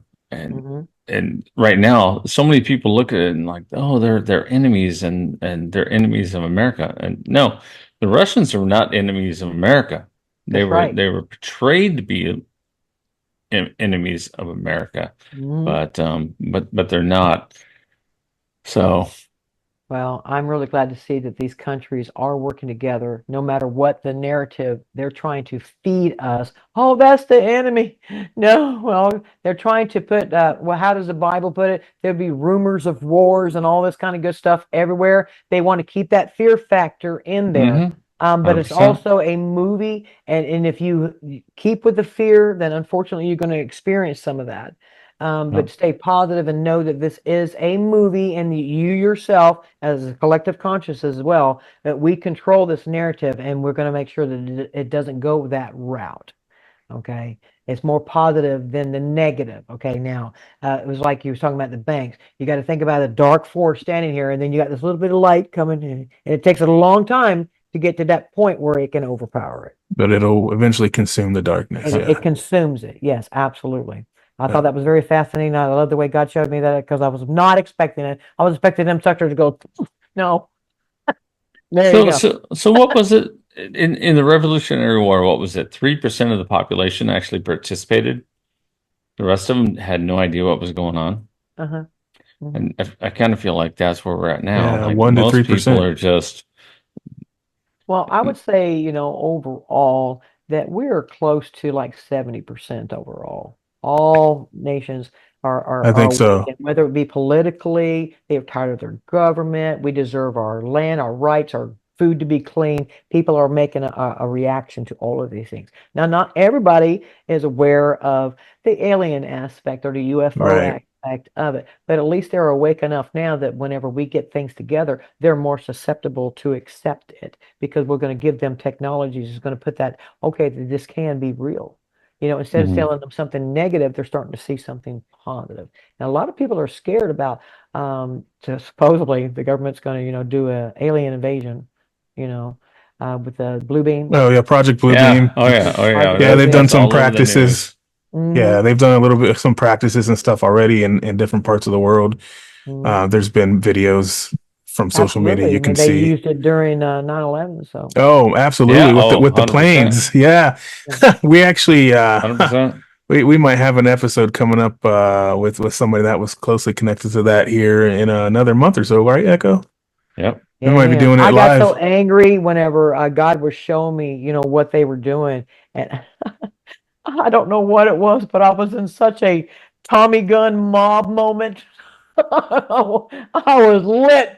I just could not believe it, what was being shown to me. And I would really like to be able to hear what people, with their information and experiences that they went through and how they think this came about. I mean, because I was in construction and I did at least 5 years in demolition. As Mm, soon as I seen it, I knew that was a demolition job. absolutely. Yeah. Absolutely. The way they Mhm. fell, it's yeah, and you could see the explosions if you were looking at the building and Yeah, you can see the little pops. You can yep. see the pops of the detonators. Yeah, Yep. I noticed that too, and it was, I just, my God, I can't believe they did that to the people. But Oh, at least if I could see it, being a female, and because of my job is what helped me recognize that. Yes. But I mean, I'm sure the American people had to see that too, and then they're lying to our faces. Oh no, you didn't see that.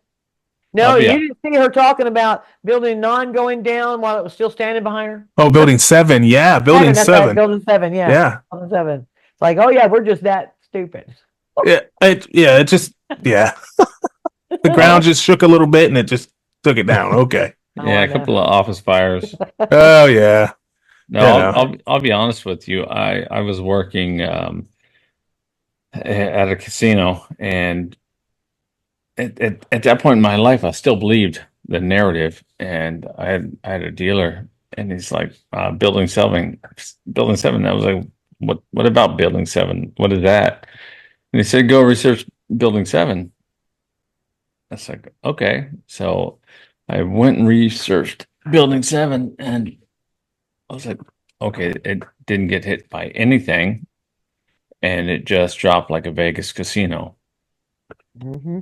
And that, so when I say I woke up in 2017, literally when I woke up, it was probably about um 2008. That's about the time that someone mentioned Building 7 to me. And I was like, wow, okay, that's a problem. That building didn't get hit by anything, and it just dropped like a Vegas casino. So that's kind of, I guess that was my first awakening. But Mhm. 2017 was when got hit by a lightning bolt. Yeah, that's exactly how it feels, huh? Mhm. Is Um, exactly how it feels. But Took it a is a little rude while. awakening, yeah. But we're adults and smart people, and we were figuring all this stuff out. And it's going to take a collective to help figure it out because no one person can figure it all out by themselves. And that's what makes us so valuable and so precious that we have great minds of many kinds on one team. It doesn't matter where you come from and what color you are family. We are family and we're supposed to look out and help take care of family. Yeah. 100% true story. Mhm. Let me ask you this question. Have you ever heard of Dannion Brinkley? Who? Dannion? Danyon? Dannion Brinkley. No, I can't say that I have.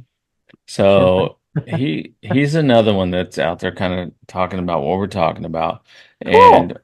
And so the easiest way that I can explain it quickly that you may be able to understand it is he he was struck by lightning Wow. and died, and he was dead for I think 20 minutes, and during those 20 minutes he was shown what was going to happen over the next, and this was in the 1970s. Oh, okay. um he was shown what was going to happen over the next 30 years going into now. Okay. And the one thing that he said was that when he was brought before what he thought was God, Hmm. he felt all the pain that he caused everybody else in his life at one point, and at that same point, he understood the pain that they caused him. It's like you felt everything at once. Right. And I Right. heard you talk about this on another show, which is why I wanted to bring it up because it's so profound that he talked about it and then you talked about it, and it's like, so at some point in your life when you pass to that other side, you're going to deal with this. You're going to be brought before some kind of an energy where you're going to feel all the pain that you caused somebody else, and then you're going to feel the pain that they caused you. Can you talk more about that? Well, I want to say that those are the ones that can experience it in a jolt of the system. He got like struck by lightning. Yes. So that was his perspective, his experience. Okay, but you can look at it as a type of karma. Everybody has something that they feel like they've done wrong. Well, whenever you can confront yourself and say, okay, I understand I made a mistake. I'm not going to hold it against myself. I'm going to forgive myself and forgive the things that I've done to those people. You can picture them in your mind, right? Those Hmm. people that you did things to. So you talk to that person, I'm asking you to please forgive me. I love you and I'm thank you and I'm grateful for that because that is a version of you. You don't have to go hunt them down and do all this here scavenger hunt shit, to go down and tell them that you're sorry. Because you are all the same thing. You can speak to that version and clear out your karma. I've had things that come back that Oh man, I mean, I thought it fell off the planet because I forgot about it. But then I had things that come back, and then it was what got. I was like, how can I do that? I don't even know, if this person's alive or not. And then I found out that person was dead. I was like, well, I'm screwed. What do I do? And God says, no, you know what they look like. You can remember this. Talk to them and tell them that you are sorry. You realize what you've done, you know, and to forgive you and tell them thank you and that you love them for that, and that you're appreciative, because they do listen. Even our loved ones that has passed on, they are right there. They can hear us. We can't hear them back, but we can let all those know, how we truly felt. But it only difference that it makes is because you're being watched. Don't just say it, show it. Right. Mhm. And therefore all of that goes away. Okay, because you're being true to yourself.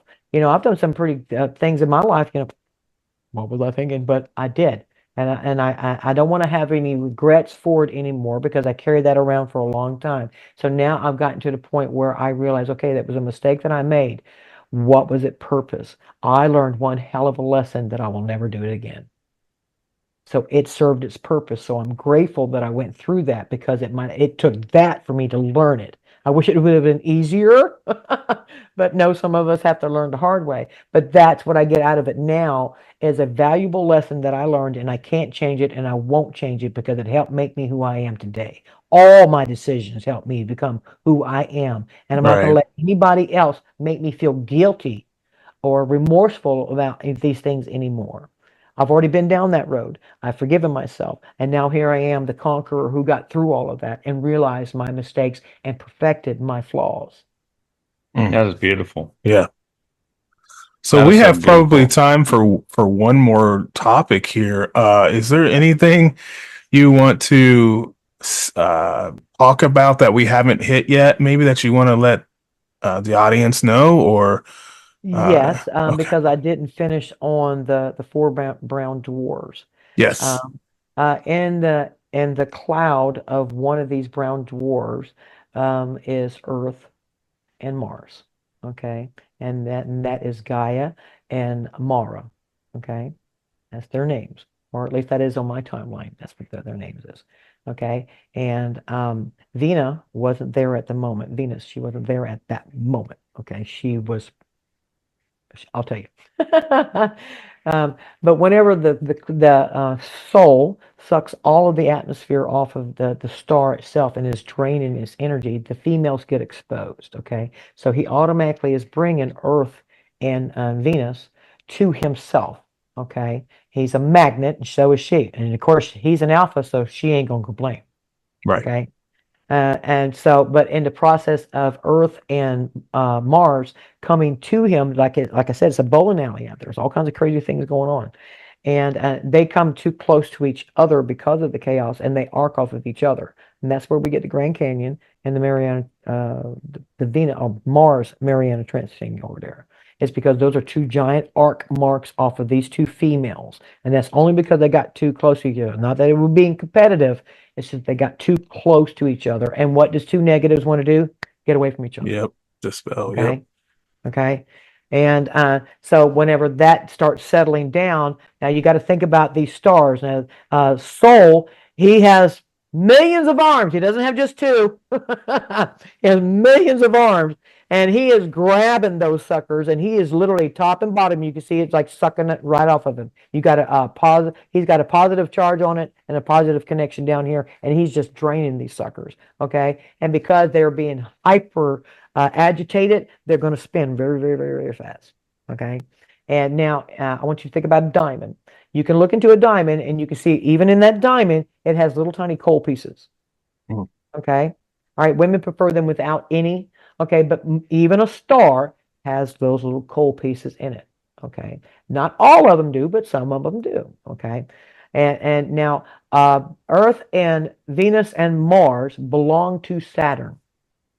Okay, that is the original parent star. That was her lover she was born with. Okay, all these ladies were born with, not Venus yet, but Earth and Mars was born or created at the same time that Saturn was, and they were the couple. He had two wives, so to speak. Okay, and but whenever Saturn was being so agitated. Now, whenever I told you that first cue ball got hit, look at that as Uranus. It got hit so hard it flipped it. Okay. And it stayed that way. It was shocked, electroshock therapy. But all of the stars, those brown dwarfs, is getting electroshock therapy on a massive scale. Okay. And whenever Saturn was spinning so fast, it almost gave it like a compression on it, because it was spinning so fast. But what did it do? All those little black pieces of coal all get pushed out, right? Because they're being slung out because of the spinning force, right? So anyway, here pops out Venus. She has done popped right out of it because he's in that middle stage between the light and the dark. And because it wanted to take any kind of a negativity out of it, because the forces wants that whatever it perceives could be a feminine energy or negative energy. Okay, but because of the force, it gets popped out, and therefore Venus is born out of electroshock therapy. And not just born, she gets shot across the solar system in the opposite direction. Okay, so now she's fighting the well instead of going with the well. Okay, and over time, that force starts slowing her down, giving her drag.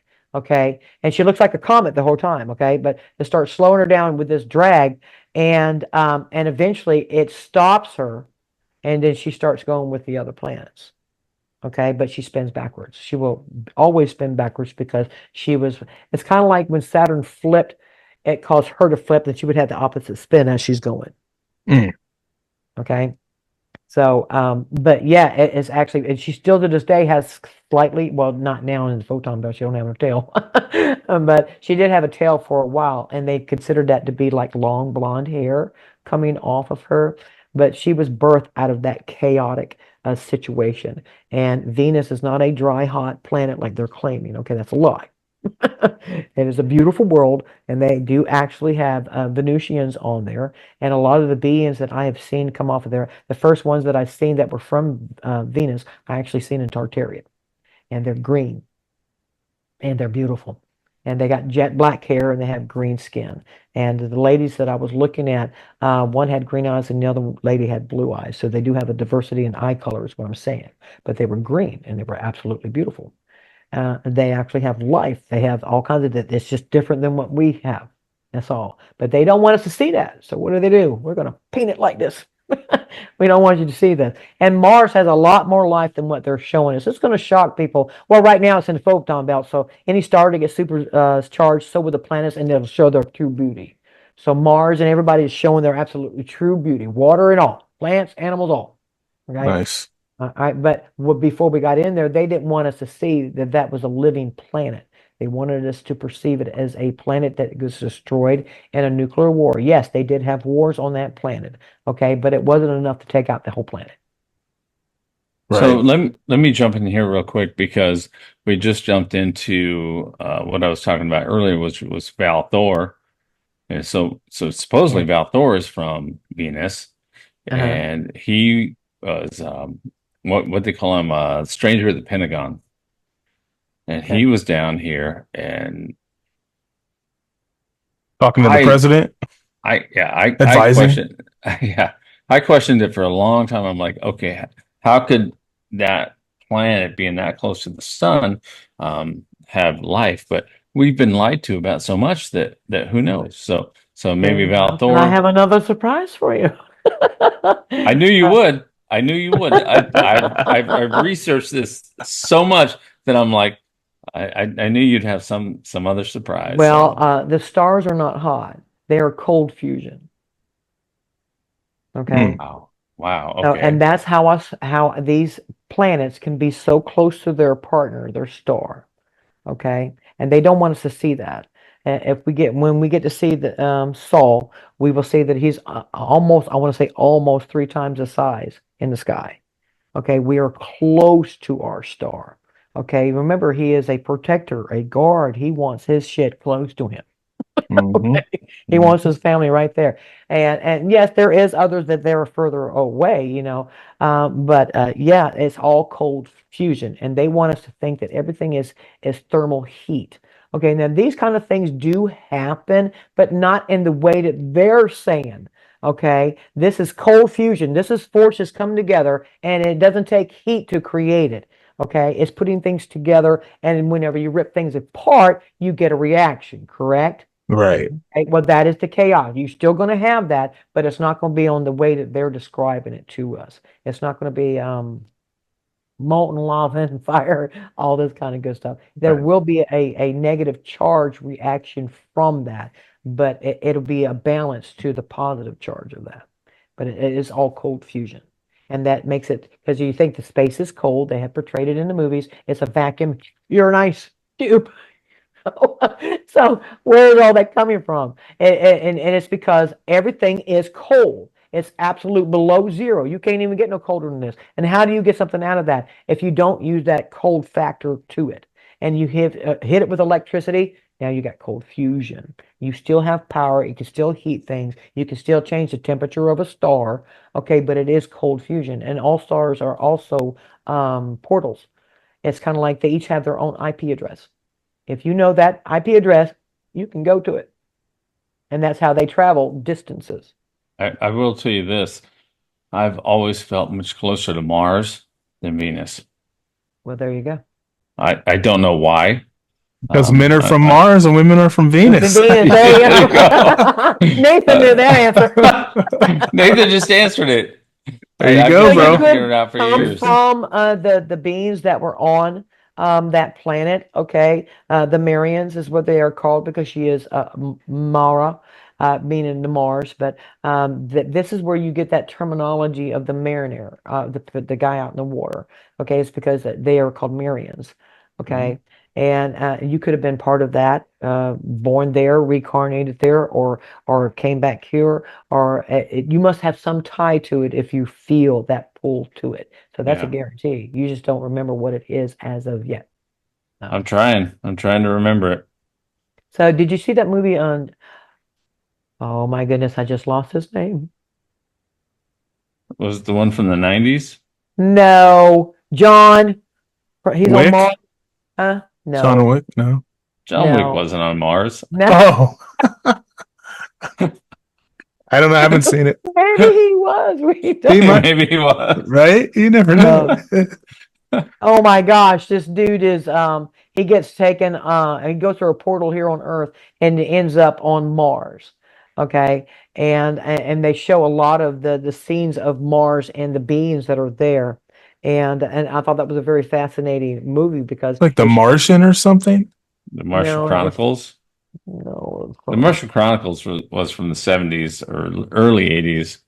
I had it too. I can't There believe was it. one just recently that had, and I can't remember the actor. He's John Carter.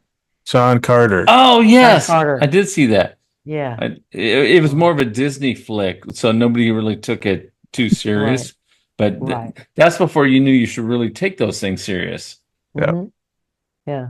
So they do show that there is life there, and quite a few of those characters, I can definitely say that they exist, and so that shows the diversity. And people aren't ready for that kind of shock yet, but there is definitely some different beings. So Oh my God, I'm ready for it.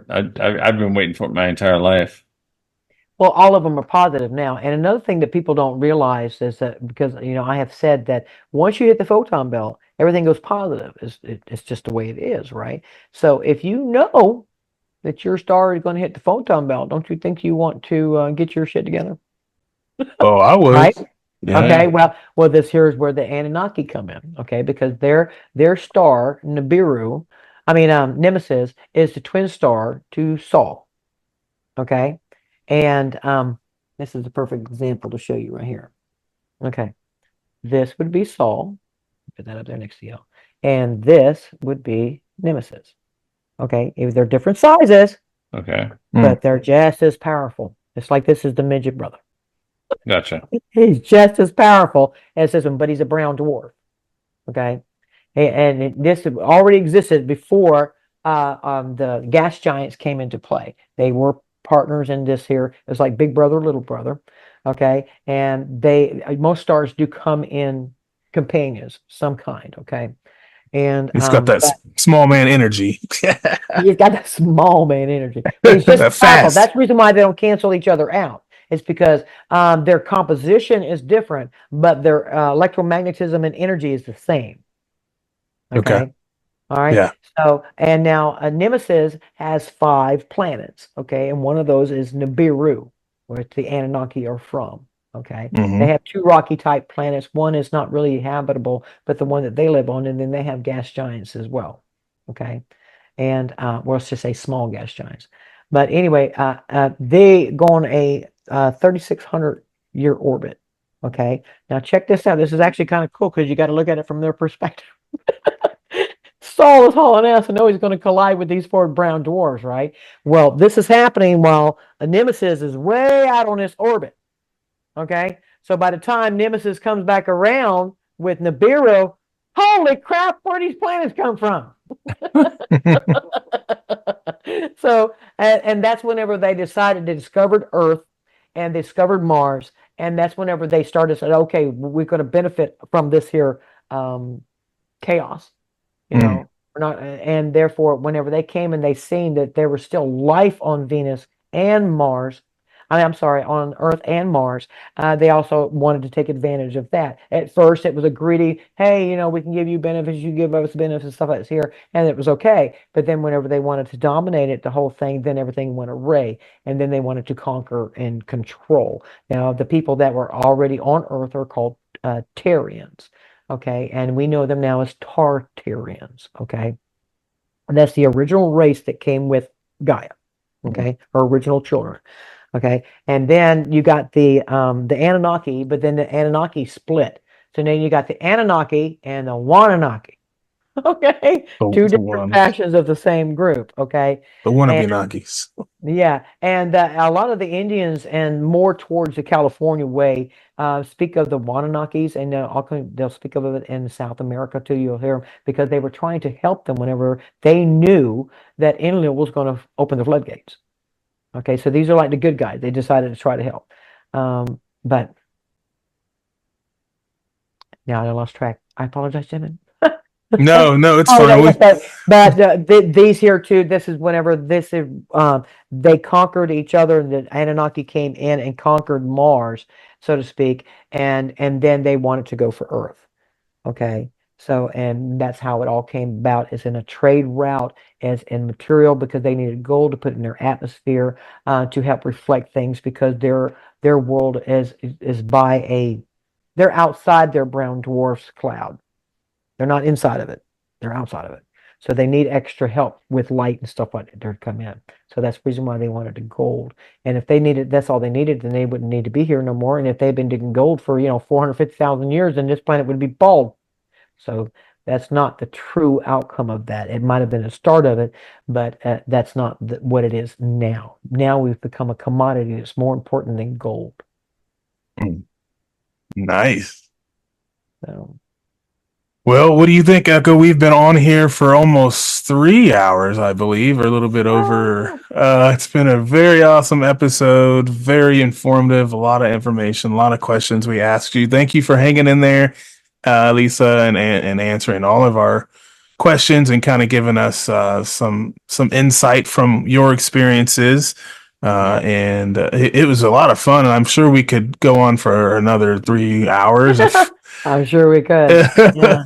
But I But do thank you, gentlemen, for being patient with me and allowing me the opportunity to explain what I've learned to be able to share to my brothers and sisters. And like I said, hopefully with a simple explanation that all can relate to and understand and, absorb it, instead of me going out in left field with all kind of scientific crap. yeah, So, or big words No, that. I actually think that this is like a prequel to what we've learned previously, because we haven't even gotten to the point where you got to the backyard.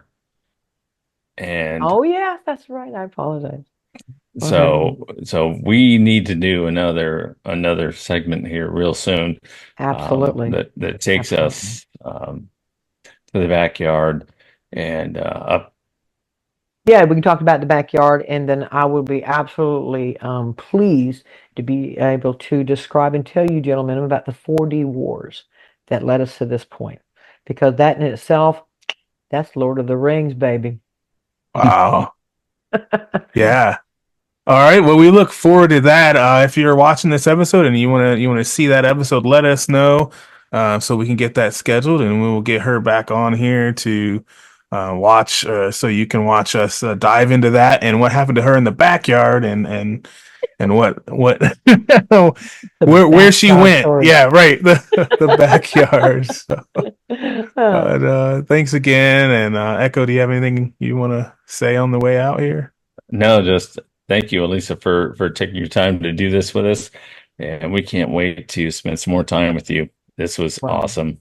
I have enjoyed it, gentlemen, and I'm going to tell you and everybody out there, my brothers and sisters, remember, you are everything that you see, no exception. So be kind to it.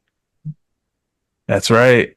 And God bless. And for everybody in my audience, this has been another episode of All Aware, and you are all aware.